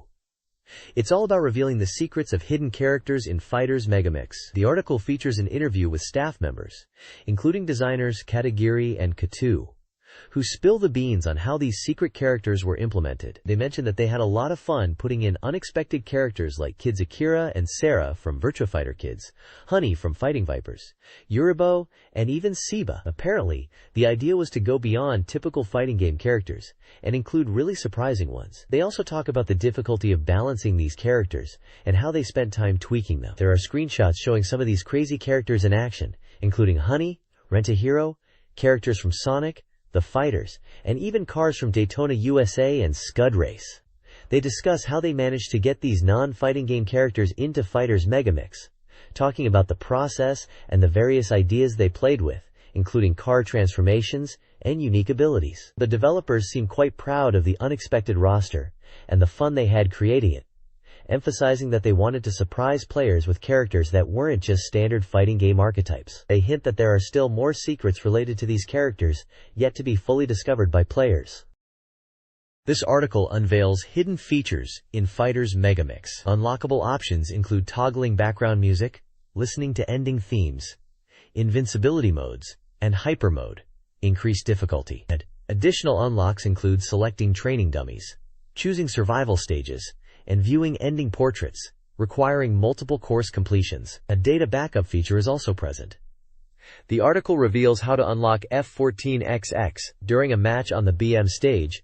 Simultaneously hold X on both controllers at the start of the round. Training mode also gains a feature to change the background music, using the L and R buttons, while the command list is displayed. Finally, Tech becomes Deku, weakens the training dummy. Achieve this by unlocking Training Enemy Select, clearing courses AD in one-player mode, and earning 50 or more OK marks in training. This page is all about Deku, a hidden character in Fighters Megamix. Apparently, Deku was created by the AM2 team, the designers of the game, as a bit of fun, and was added as a secret character later in development. The page highlights Deku's moves, including his Deku Middle Kick, Deku Jump Hammer, and Deku Upper. It also details some combination attacks and throw techniques, emphasizing that Deku excels at close-range combat. One interesting move mentioned is the Deku Somersault Kick, which, if mistimed, can actually damage Deku himself. The page offers advice on how to effectively use Deku, suggesting to use a variety of attacks and throws to confuse opponents. There are also tables listing all of Dagoku's moves with their button commands. but it's a pretty long list of names for various punches, kicks, and throws. Overall, it seems Deku is a unique and fun character to play, as if you want to try something different in Fighters Megamix. This page is all about Hornet, another hidden character in Fighters Megamix. Hornet, the car character, is described as powerful despite looking cute, and requires you to clear the 1P mode to unlock. Apparently, M2 staff designed Hornet to be a strong character, even after Deku. The page highlights Hornet's special moves and fighting style, emphasizing unique techniques like Spirit Elbow, Armor Breaking Technique, and High-Speed Demon Pain. These moves are explained with button combinations and screenshots, showing them in action. There's mention of combo moves that can be performed in the air, and how to use Hornet effectively in fights, particularly against characters who are guarding. There are also move lists detailing various attack types, such as armor-breaking techniques, throwing techniques, and dash attack techniques. But it's a lot of moves with button inputs. The page advises that Hornet is best used aggressively to overwhelm opponents and break their guard. It also mentions that Hornet's stage in the game is Daytona Circuit from Daytona, USA. Overall, the page introduces Hornet as a fun and unique character with strong close combat abilities, perfect for players looking for a different kind of fighter in Fighters Megamix. This article details hidden features in the SEGA Saturn version of Virtua Cop 2 Big Head Mode, a comical feature giving characters oversized heads, unlocks after clearing File 4 once and playing the game 58+ times. This mode then becomes accessible in the options menu. The Ultimate Secret Technique unlocks hidden features immediately upon entering the game. To activate it, connect controllers to both 1P and 2P ports. On the 2P controller at the title screen, input a specific button sequence: up, down, left, right, up, down, L, down, A, X, B, Y, C, and Z. Additionally, the Guardian of Virtuosity High Score Tournament deadline is extended to February 28th. M2 developers commented on Big Head Mode, explaining it was designed for comedic effect and a kids-like feel, acknowledging the exaggerated proportions. The AM2 Secret Scoop Report previews evolving content for Virtua Surf. Yume introduces himself, highlighting the importance of player feedback and the weekly magazine format. Readers inquire about the Virtua Fighter 3 soundtrack and secrets, including button inputs and the final boss. Excitement surrounds Megamix and camera angles. SEGA merchandise and character discussions, particularly Shun's liveliness, are mentioned, along with humorous questions about character proportions. This week's cover focuses on Akira's character evolution across the Virtua Fighter series. Future Virtua Fighter 3 covers are planned. A big recruitment section offers a lottery for reader contributions to the AM2 Research Express Weekly, with giveaways including t-shirts and an alpha item. Reader submissions, including fan art of Honey, Akira, Pai, and Kuma-chan, are featured with humorous captions. This magazine section reviews 2 SEGA Saturn games: Bug 2, platformer, and Area 51, light gun shooter. 3 reviewer groups, Lady Users Group, High Rollers, Guest Game Writers, provide opinions and scores. Bug 2 received mixed reviews. The Lady Users found it enjoyable despite monotonous level design. High Rollers cited confusing instructions and camera issues. Guest Writers found it challenging but rewarding. Area 51 was generally better received. The Lady Users praised its graphics and beginner friendliness. High Rollers liked the monster designs but noted camera annoyances. Guest Writers found it easy to play but criticized the slow pace and limited power-ups. Bug 2 earned an average score of 6.0, while Area 51 scored 6.66. Reviewer names are listed for each group. This page reviews 4 games. The first, a simulation game, was poorly received. Lady Users found it tedious. High Rollers confused, and Guest Writers found the gameplay loop unclear, resulting in an average score of 5.33. Next, a shooting game, likely Terra Diver or Gun Frontier Arcade Gear, was highly praised. Lady Users enjoyed the action, High Rollers the intensity, and Guest Writers the quality and depth, earning an 8.33 average score. A digital fan book for Sakura Wars Hanagumi Tsushin was also reviewed, highlighting its fan-focused content. Finally, Sun, a new Puyo Puyo entry, was criticized for a lack of innovation and high difficulty, suggesting it's primarily for dedicated fans. This page reveals cheat codes for SEGA Saturn games. In Daytona USA Circuit Edition, you can unlock horse cars using the UMA cheat. UMA 1 requires clearing all hard courses in first place for a faster horse car, while UMA 2 needs the same on normal difficulty. Enemy 0 offers a way to view a secret scene by manipulating room locations in hard mode. Stake Winner allows players to gain 100 million in prize money using specific commands and provides a password for stronger horses. Lastly, Kokoro Shiryukyoku Tairomaru has a color palette change secret performed on the character select screen. The author encourages readers to submit their own game secrets, with a note about a Go-Go Girl prize draw for SEGA Saturn software or gift vouchers. This page delves into the subtle relationship between games and art, focusing on the theme of light and shadow. The article, penned by Fusensei, uses Enemy Zero as a prime example of artful lighting, drawing parallels to the paintings of Vermeer. Fusensei reflects on what makes a game feel good, pointing to elements like story, sound effects, graphics, and overall atmosphere. He uses Enemy Zero to illustrate this, describing moments in the game where light and shadow play a crucial role in creating atmosphere, particularly when the character Laura navigates the spaceship. He highlights the use of light and shadow in creating suspense, and a sense of the unknown as automatic doors open into dimly lit corridors. The article contrasts the flash of in-game moments with the light used in Vermeer's paintings, suggesting that games, like art, can evoke deep feelings through light. Fusensei notes that just like Vermeer uses light to depict space and depth, Enemy Zero uses lighting for suspense and atmosphere. He remarks on how the game uses sounds and visual cues to create tension in these light and shadow moments. There's a section called Weekly Fuse Academy, advertising an internet-based lecture series by Fusensei, focusing on game theory, inviting readers to participate. This page is a full-page advertisement for Tomb Raiders on the SEGA Saturn. It's shouting about the game's non-stop action-adventure, highlighting key gameplay elements like running, shooting, swimming, and jumping, all emphasized with big, bold Japanese text. You can see screenshots scattered around the page showcasing Lara Croft exploring tombs, battling enemies, and navigating treacherous environments. Lara herself is featured prominently in the center, striking a pose. The ad mentions it's a popular title, and currently on sale for 5,800 yen. Victor Interactive Software and SEGA Saturn are credited as the publisher and platform respectively. That's a classic, action-packed ad to get gamers excited about diving into the original Tomb Raider on Saturn. This page is showcasing a fantastic prize giveaway for readers.